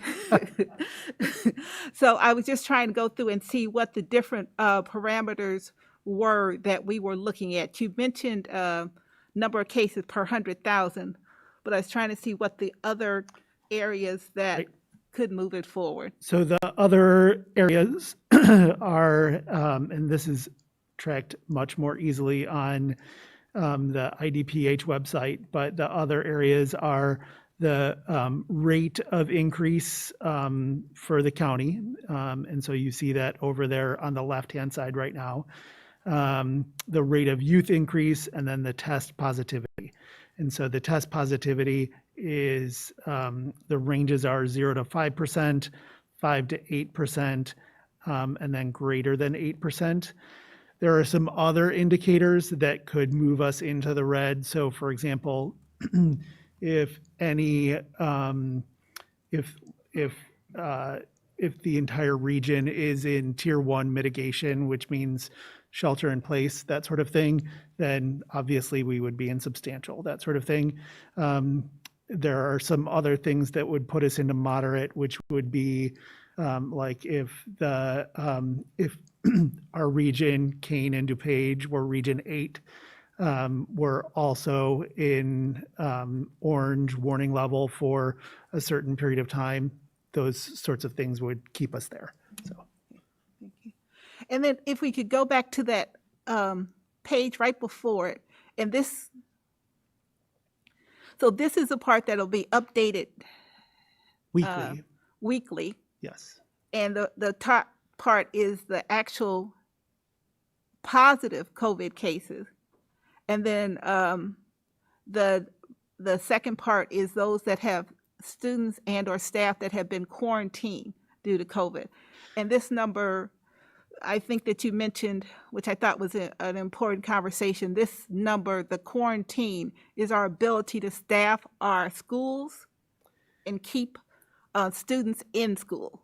So the bottom numbers are the numbers of staff or students. So staff is over on the left, students are over on the right, who have either demonstrated symptoms of COVID-19. So any one of those 93 who have demonstrated symptoms, for example, in this last week could, and we have encouraged them to go get a COVID test.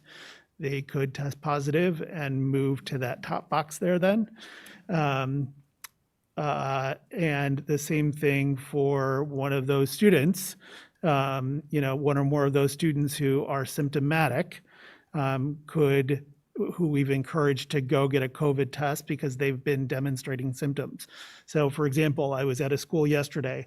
A student comes down to the office and says, I have a headache. Well, that is one of the symptoms of COVID. So then the student goes home. We encourage the family to go get a COVID test. He can't come back to school until he's either had a COVID test, been out of school for 10 days, or has an alternate diagnosis. So that's not our rules. That's IDPH guidelines. Those are not our rules. So that's how that all evolves. So those 356 students are students who are not in person. The 93 staff are staff who have missed at least one day, usually many more days of in-person work. And this may lead into the next conversation, but so, and I think maybe you said this, if the option is that they go and get a test, they get a COVID test, and then based off the results of that COVID test, they could determine whether they come back or otherwise they wait out the full time for quarantine. So if their test is negative, so here's where it gets, so if they've had a PCR test, which is the nasal swab test, and it's negative, then they can come back, the next day. If their test is negative and it is one of the rapid tests, since we are in a moderate area, IDPH says that we have to take some additional guidelines into place, and this is why it takes a little bit of different, some additional things that we have to take into consideration. So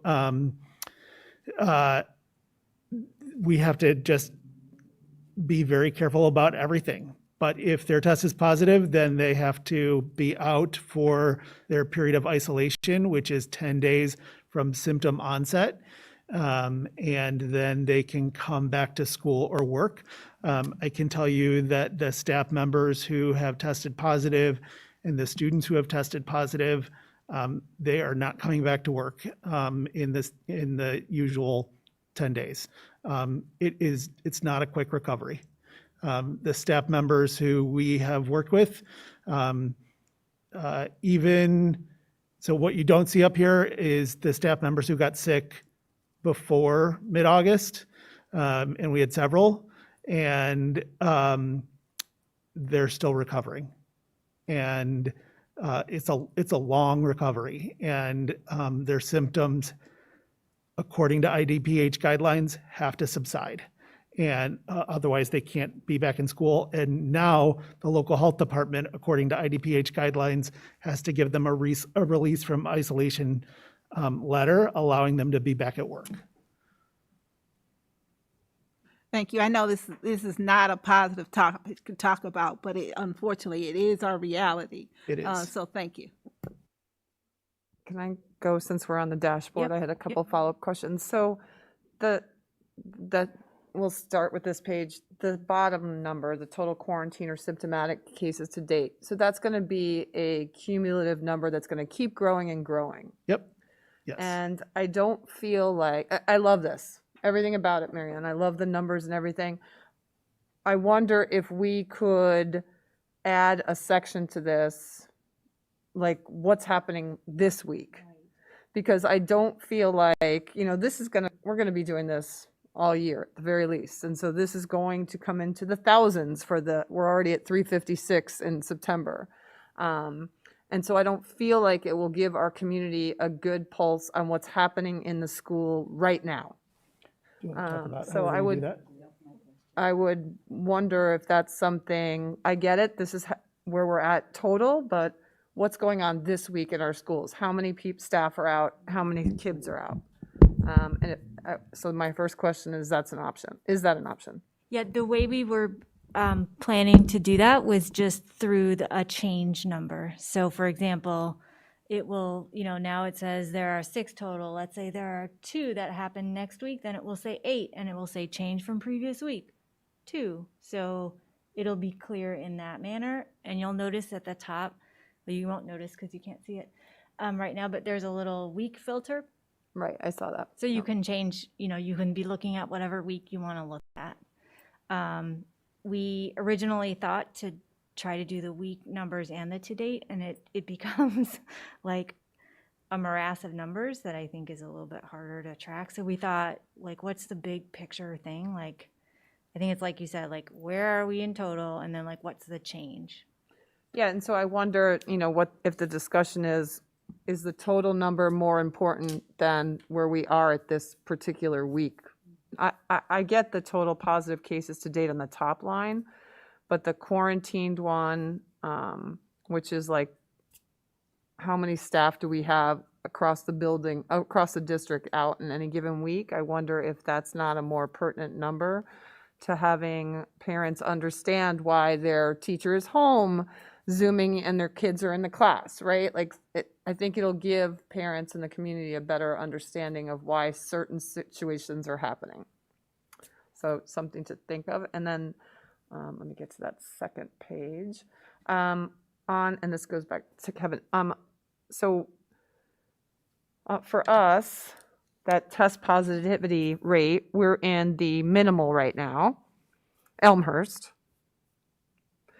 But our new cases number is in the moderate. Are we driven by the decisions we can make by our numbers or by DuPage? We're driven by DuPage County. So we could be across the board minimal, but if DuPage is still moderate, our option to come back in person does not exist. Right? Well, here's the thing with in-person. If you're in person, you still have to preserve social distancing. Right. No, I'm just trying to understand where our hands are tied. Right. But I do think there's a clarification in there. Because if we were a little small district in a very small area and we had, certain different dynamics, we might be able to go back to full in-person and preserve social distancing. But for us, the difference between our model, whether we're in minimal or moderate, really isn't going to be able to change because the only difference is the cohorting. We're just not going to be able to get to full in-person. So I just want to make sure that distinction is clear. I know what question you're asking, and the answer is that we will need to follow the guidance of the local health department. What we might need to consider is going the other direction if we see some type of ridiculous spike where there's an anomaly that goes the other direction. We may want to take that into account. Right, and that was the second half, like the opposite. Like if DuPage goes crazy, but we're still substantially moderate, do we have to go to full remote? If I could, so one of the provisions that's in there is the idea that we still have some local control. So we have talked about the idea that, like, for example, our students with the most significant disabilities that we brought back first on September 2nd, that they're usually smaller groups. that we may be able to maintain cohorting, those sorts of things. That's a possibility, even in substantial. It's a possibility that is always dependent on staffing. It's dependent on all those things. And we have talked through all of these things as a cabinet. It's hard to do, again, all of that when there's such substantial spread of COVID, because we have staff members coming in from all different parts of Yeah, not just DuPage County, that's the but thing. like all around the area. Like we have staff, if everybody lived in Elmhurst, that would be one thing. But all of our teachers and staff members, I live in Gurnee, like everybody doesn't live in Elmhurst. So it's a little bit of a different story. Yeah, and to be fair, all our students don't live in Elmhurst either. So that And when I say, Right. I mean 205. We really, and I understand why you couldn't include, some of the other areas in that because there's multiple zip codes in the other towns. But I guess I just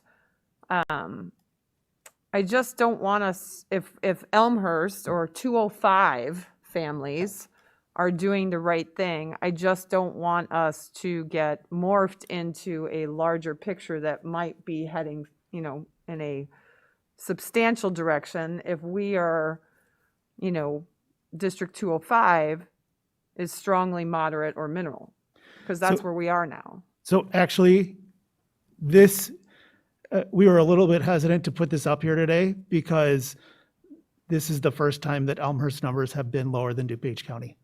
Really, honestly. So then can I ask the flip side? If DuPage County is lower, they're in moderate, and Elmhurst is in substantial, then what?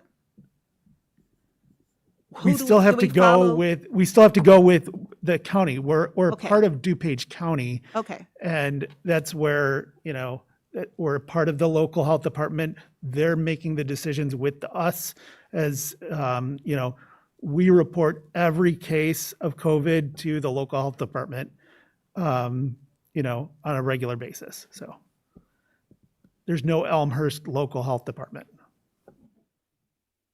Karen?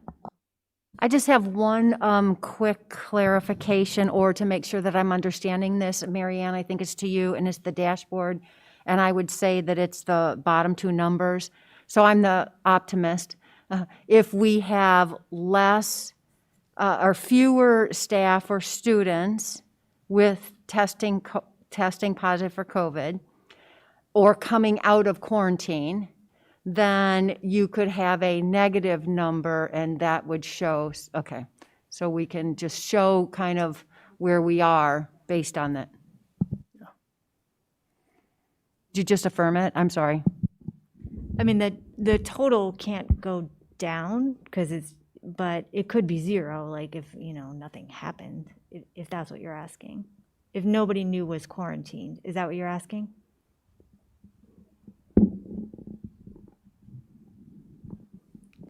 Correct.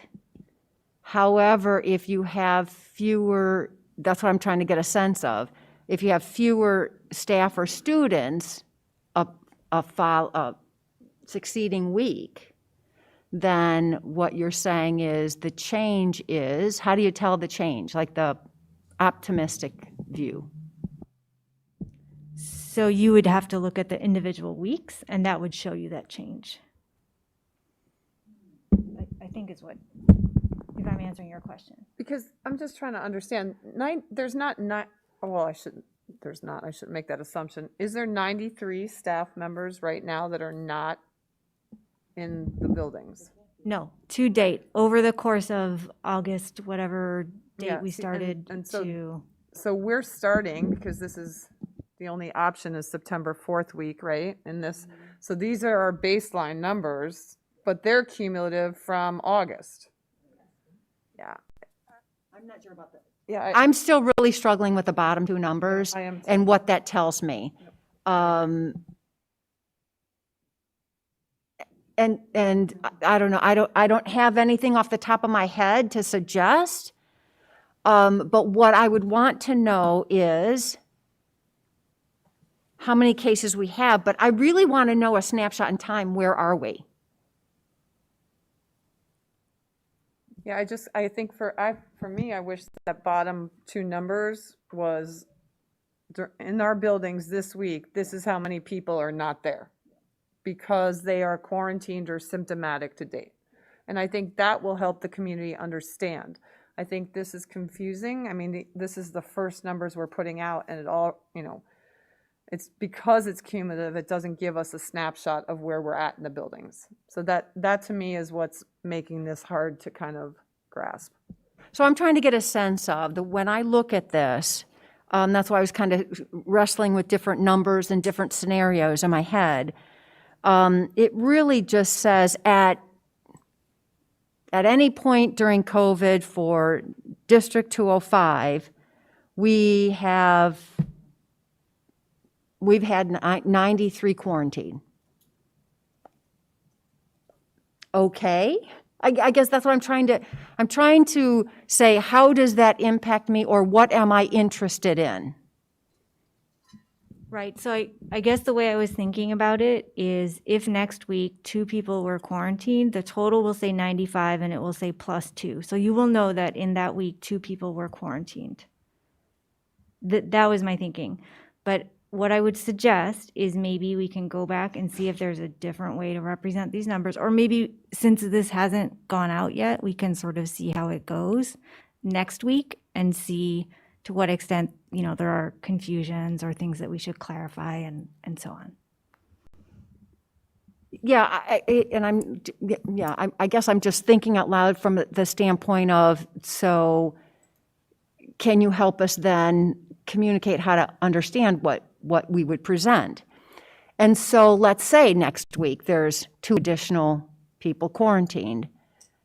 It then, I'm interpreting it as now we have 95 people quarantined, but that's not really what it is. It's saying over this time period. I mean, since COVID, basically. We will work to make it clearer. Well, maybe it would just be, I understand what you're saying, and for me, I'm thinking about all the different scenarios by which you'd be in this 356 or 93 number. I mean, you could have a headache, you could have a runny nose because of anything, right? So because of the way the protocol is right now, those people have to quarantine, which I clearly understand.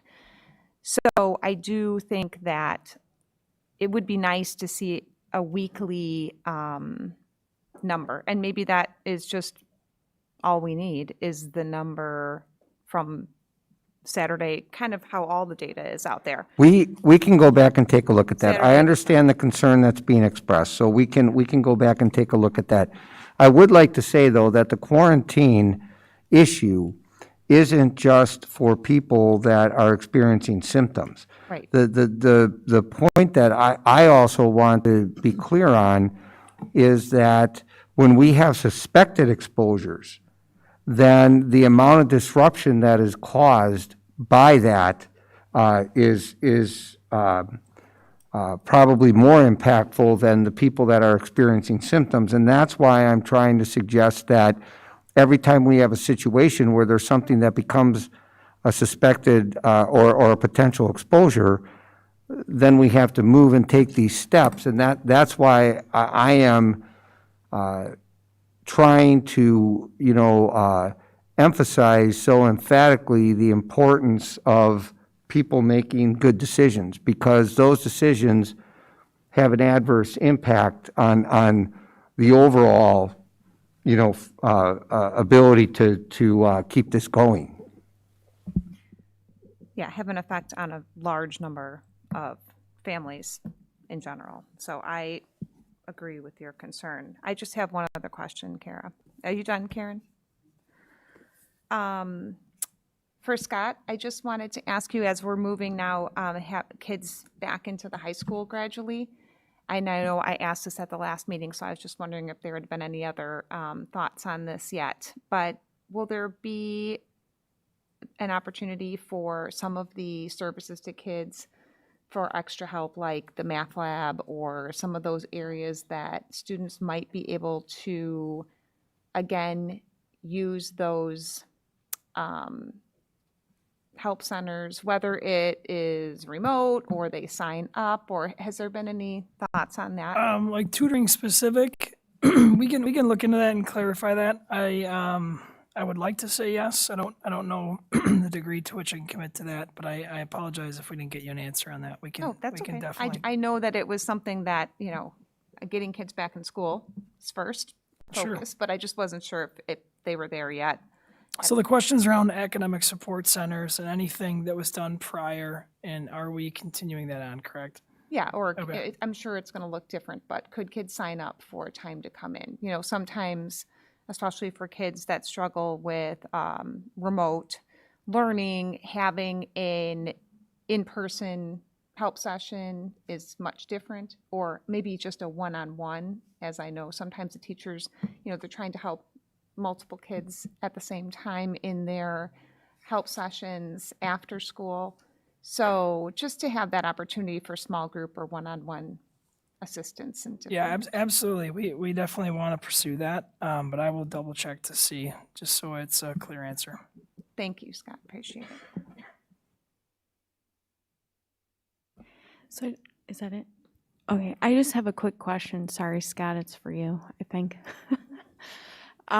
Okay, so the distance learning playbook that I think you're using, I got an email that there's something for parents, and I was just wondering if there was any plan to, now that, everybody's kind of, getting into a routine a little bit, and I mean, there's no question that remote learning is going to be part of our lives this year. Is there any plan to help parents a little bit with what does support look like, or effective support, and navigating some of that, now that they've had a chance to see what it looks like, and, teachers I know are, trying things and kind of tweaking things. I just wondered if that was an option, Yeah, moving forward. that's a great question. We can talk about that more, and I know I have heard that brought up as well in different formats. So teachers have expressed that idea as well. As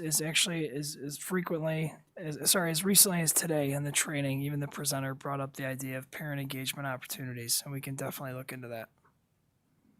I think too, this is a different kind of learning, right? So being on a camera all day may not always be the best thing, but it doesn't mean kids can't be learning, I guess. So, but helping us all understand what good learning looks like would maybe be helpful for parents. And that may not just be for you. I'm just directing it to you because I know you're No, I handling the plan to remote push it learning. on to someone else, so it's totally okay. I kid. No, I'm kidding. It is a good idea. We have talked about it informally, and we want to make sure those supports are there.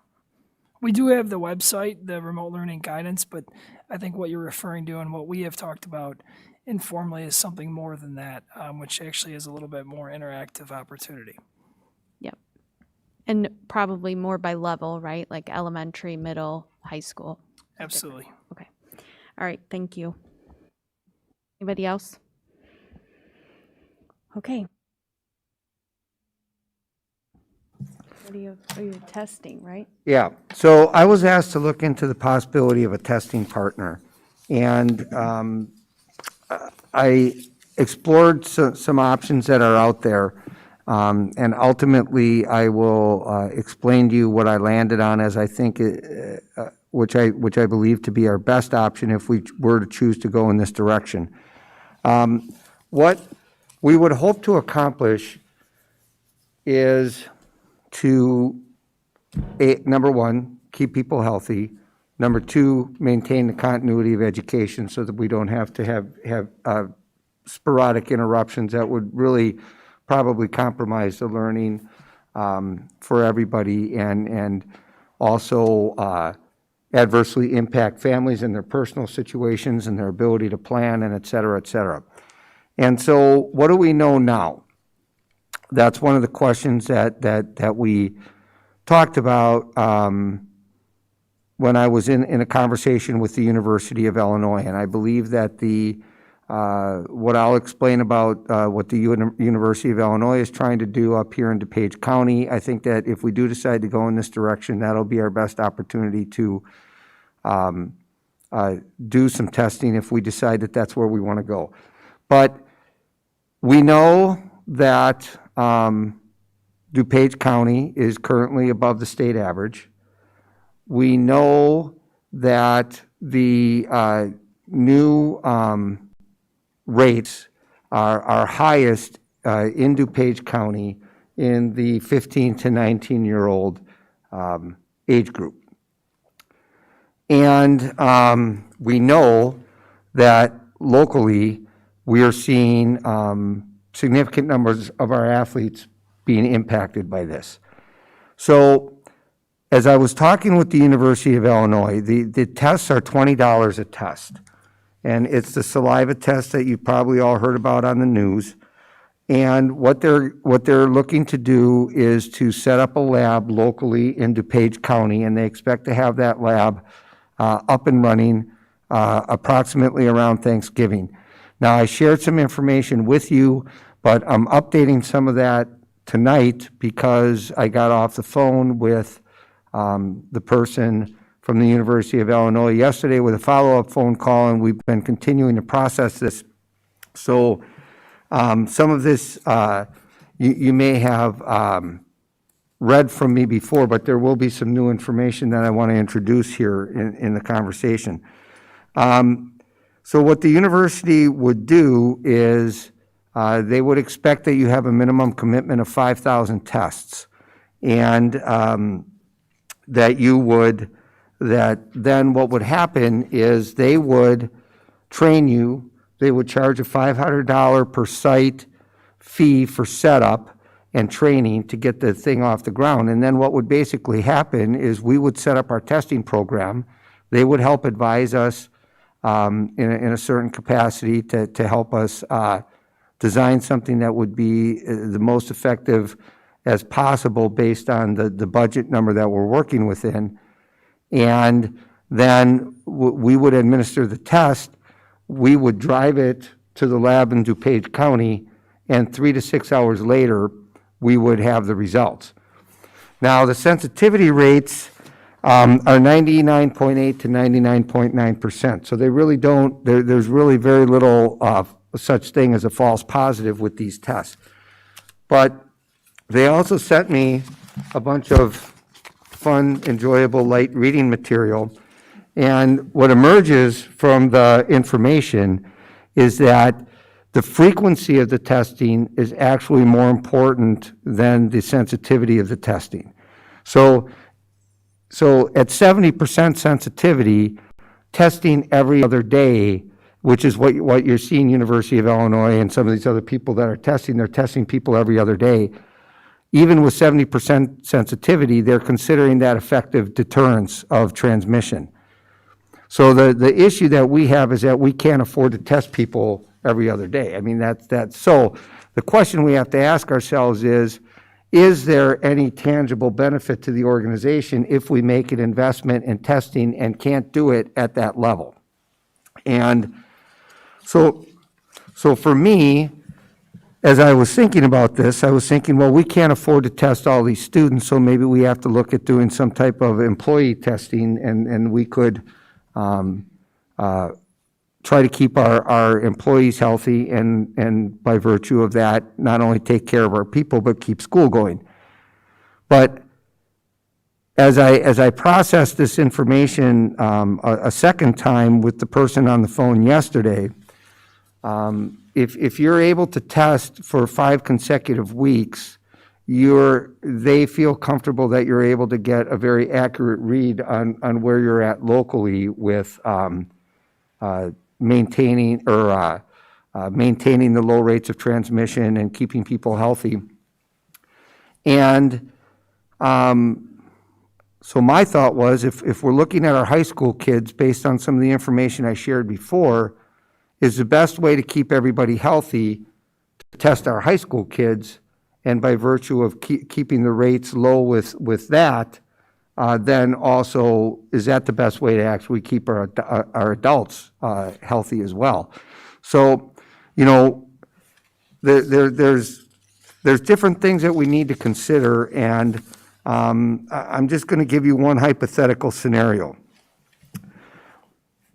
One of the concerns that people have is a spike in rates that they anticipate to peak by December, that it will occur when the weather changes and people are indoors more, as well as coinciding that with the flu season.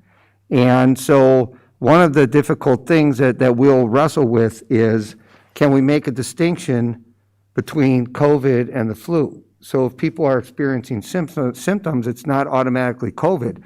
But if we have to make the assumption that it's COVID, then they're gone for an extended period of time, which we just kind of talked about. So if we get the quicker turnaround and we have some semblance of frequency, could we try to protect our people during the peak season, and by virtue of that, keep people going through the fall, keep people going through the first semester? Is that something we should think about? So to do that, if we had 2,500 students at the high school that were coming in person, and we tested them for 5 weeks, right around beginning right around the time that the lab will be open in DuPage County, because we really can't start before that anyway, that would cost about $250,000 just to do that. To test every high school student once a week for 5 weeks, we would be spending $250,000.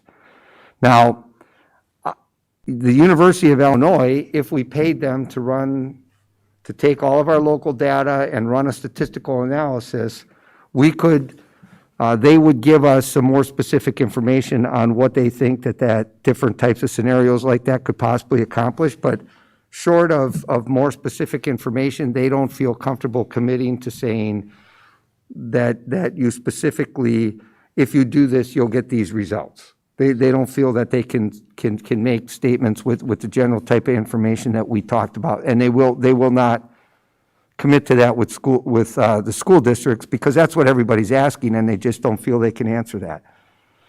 So the question that I'm asking, I guess, tonight is, do you think that you would like me to pursue this topic further and bring some type of whatever we would consider to be the best case proposal forward to you, to have you say, yes, we think that we want to do that, or no, we don't think that that's going to be worth it?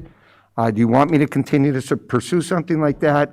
Or do you feel that with the information that you have, that the price tag and the potential, cost benefit is worth pursuing? I just want to know if you think we should continue to pursue the possibility of a testing partner. Another option could be, if you don't think money's an issue, do you do that before the break? Kids go home for the break.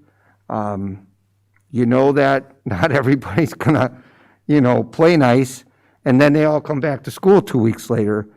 Do we do it before the break, or do we do it after the break, or do we do both, which doubles our cost? So I mean, these are the types of things. I know you can't make a decision tonight. I know you need more information to actually, make a decision, but do you want me to continue to pursue a possibility, or do you feel that that's not a direction you want the district to go?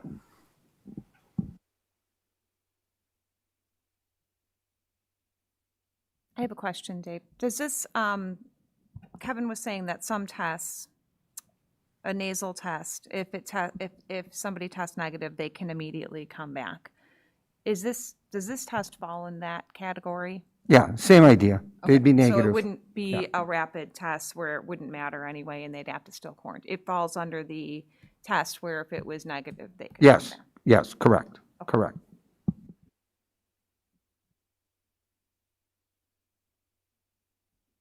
So just a clarification, if we say we want you to pursue it, does that lock us into the fact, are we expending any money by saying we want you to pursue this idea? No, I would follow up with the person. He was going to have a little more detailed information about when the lab and when the program would be up and running within about a week here, and I would follow up. And I'd try to get some type of a feel for what you're looking for, and I would try to get you some more specific information to consider. But there would be like no type of commitment involved.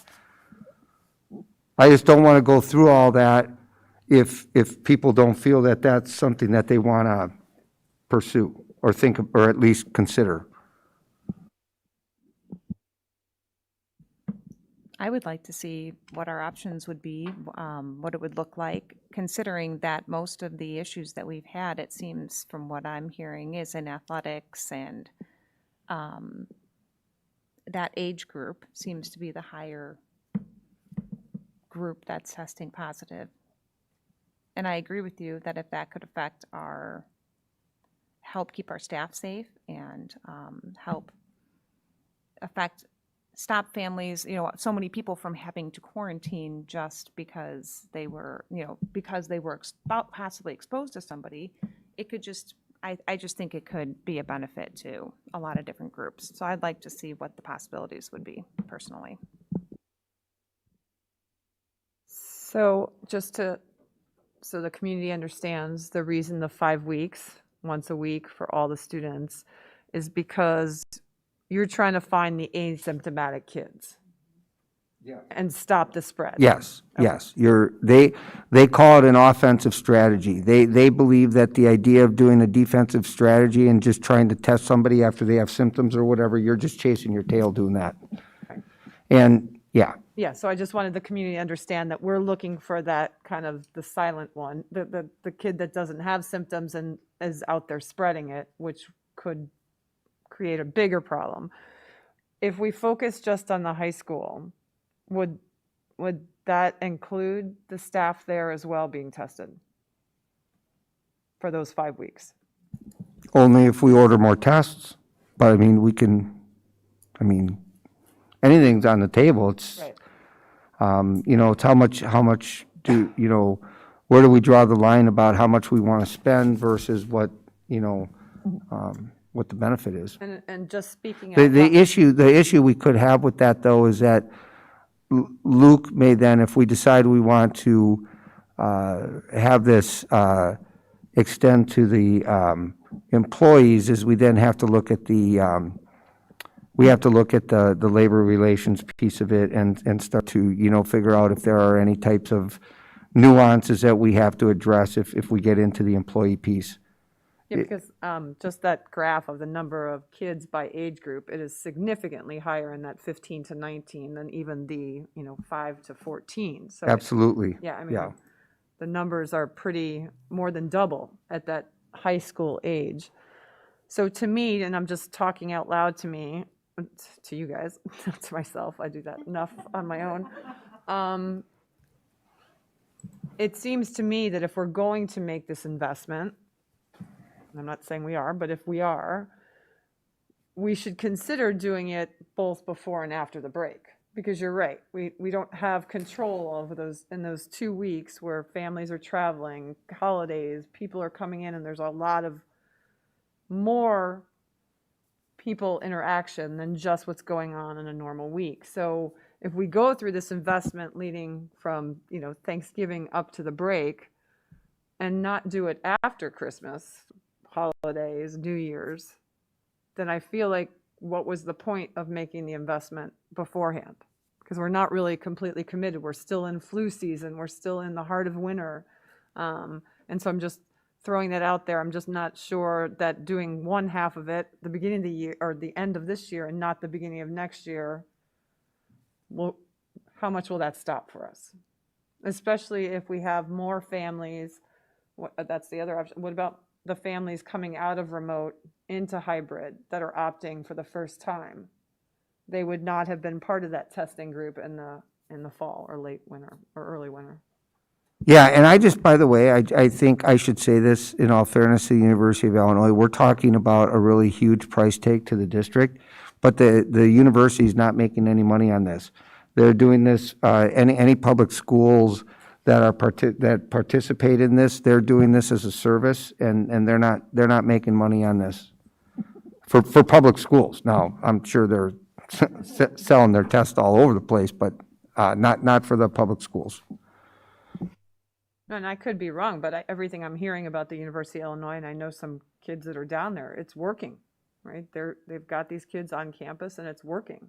So, I mean, it's a great approach in my opinion, and certainly one that sitting here right now, I'd like to know more about.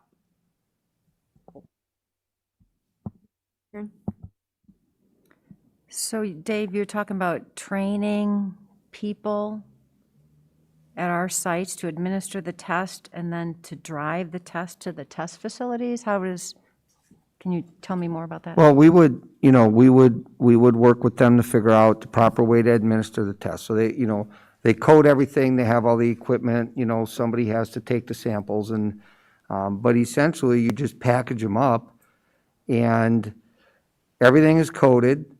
And so we would have one of our maintenance people or somebody like that just drive it to the lab, and then they run the tests and the people get the email back. And then it's just like direct notification.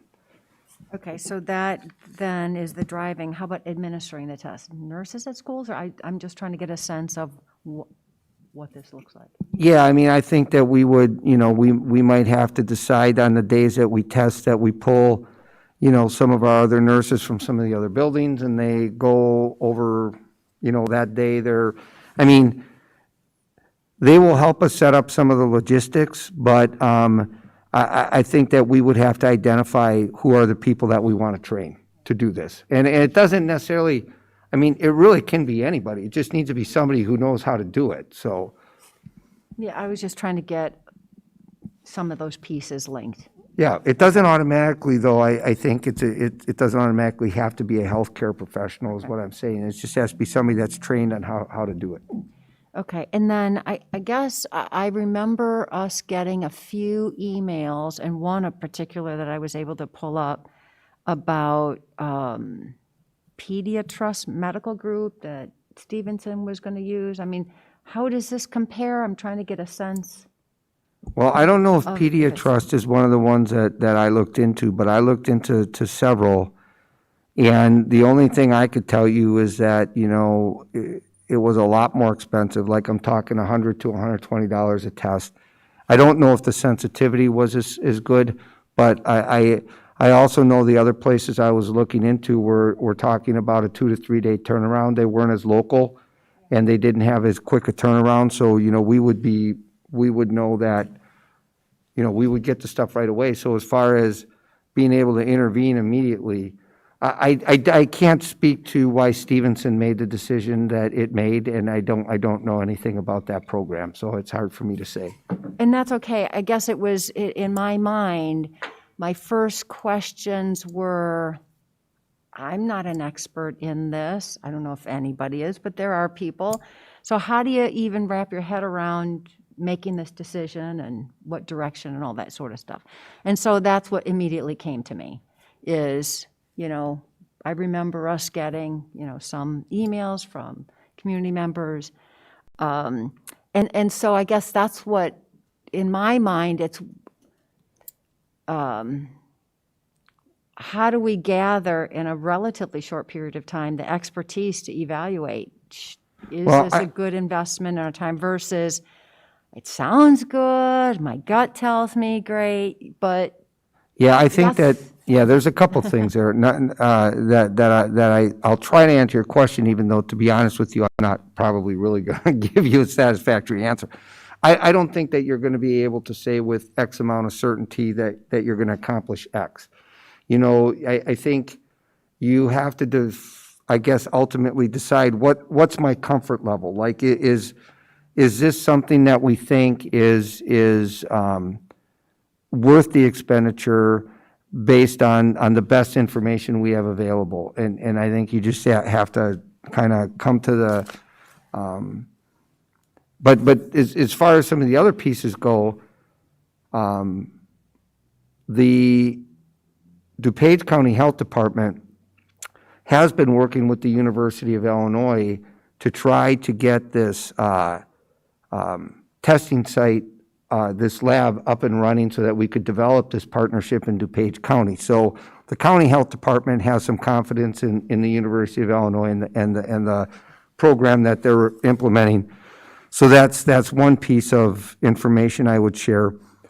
And the second thing is that sort of related to what Courtney said, is that nationally, people all over the place are looking at the University of Illinois right now because it's working. And so I think that, those are the two best things I could probably tell you. But it's the thing that's working for them is, though, we won't be implementing the same model that they're implementing. I mean, we have to be clear about that. That would be almost impossible for us to do.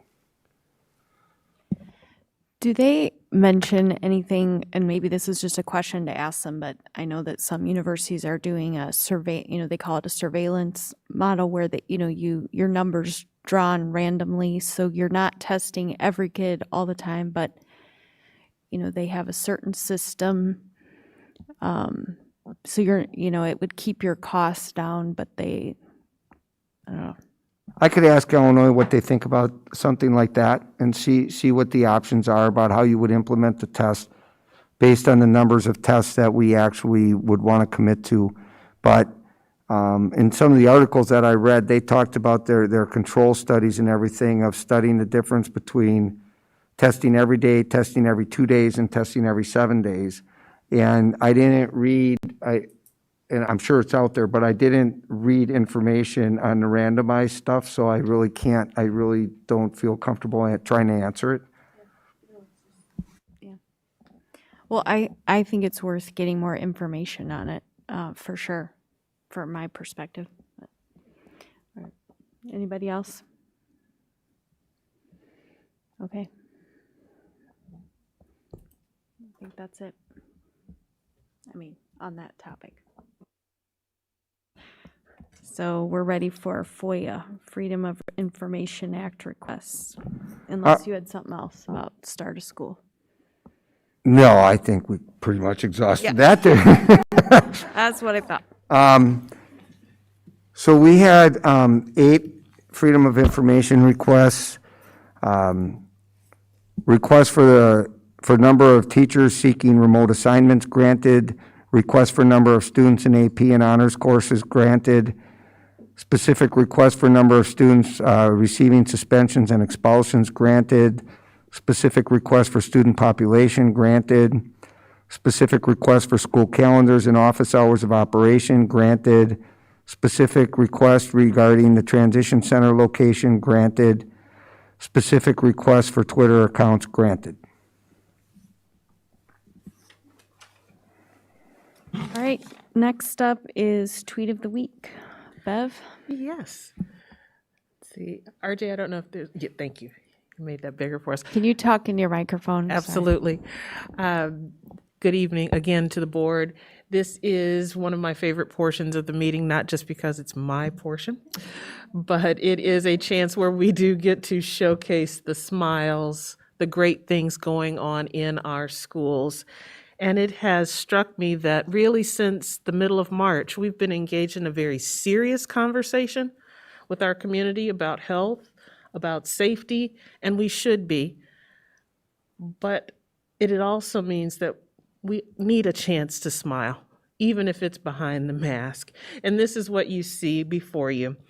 And want to give a great shout out to Valerie Baxter, who is one of our 4th grade art teachers over at Field Elementary School. And you can find her on Twitter at VBaxter4th. Again, at VBaxter4th. And the tweet really talks about Group B was just as awesome as Group A because our students are divided into groups.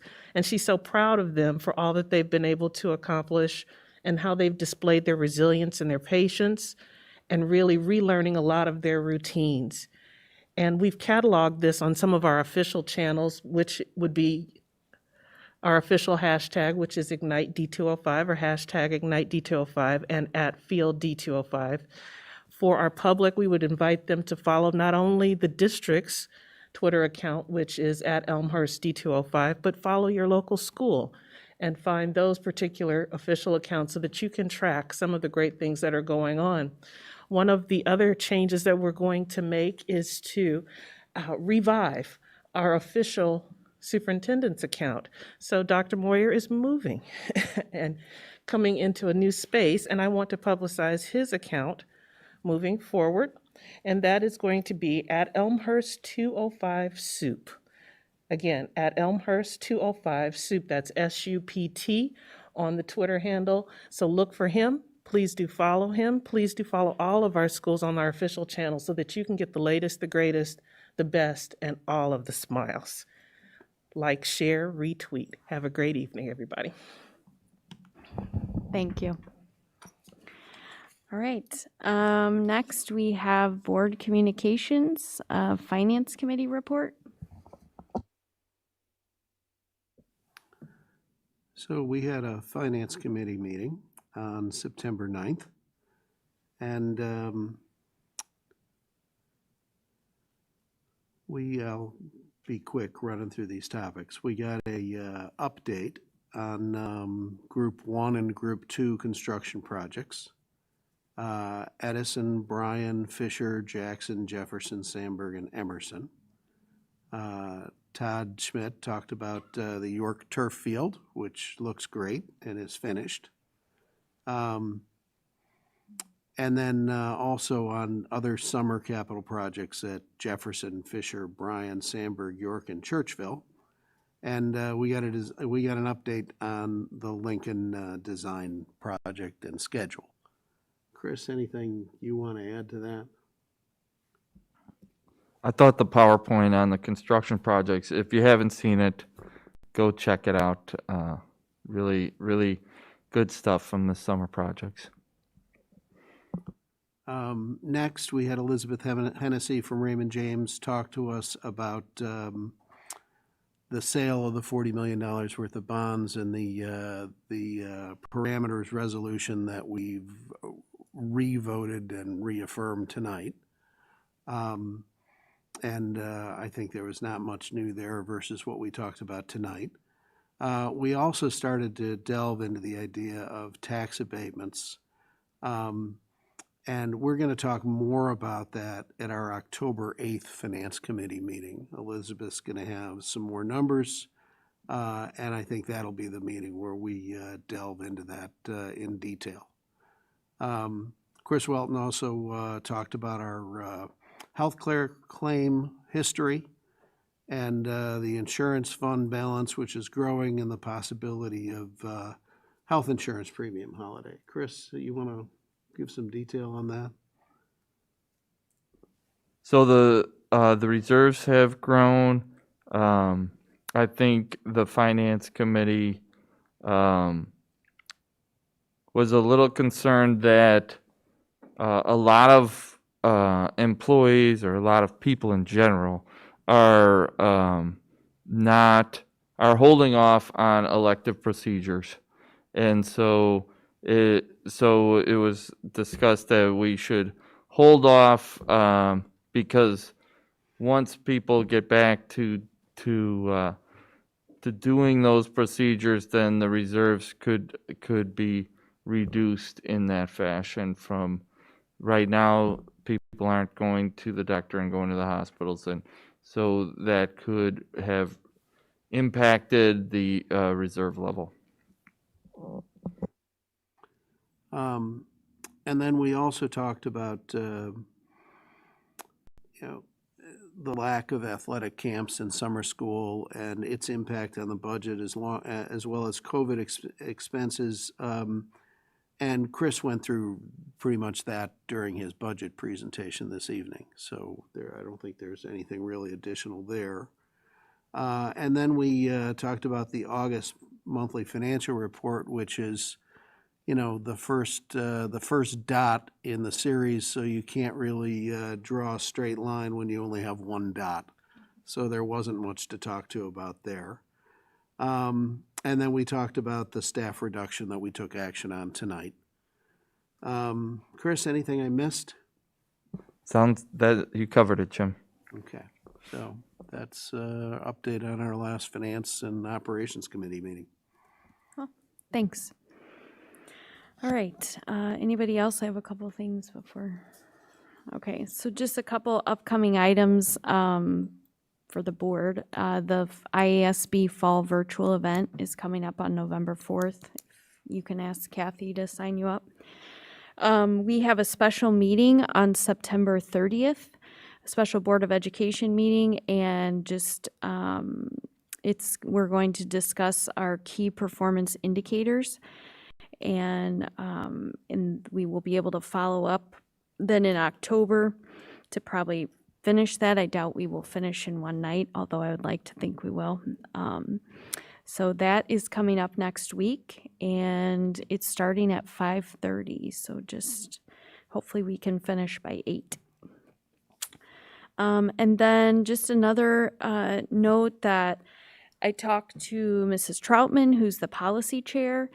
During COVID, there have been some policies that, we've noted that need some updating, maybe based on our current situations or how things have changed. So if she's going to sort of set out a calendar of how we can kind of work through not looking at every policy, but just sections of our policy manual to just make sure they're up to date. We do get the press updates that regularly update based on the law changes.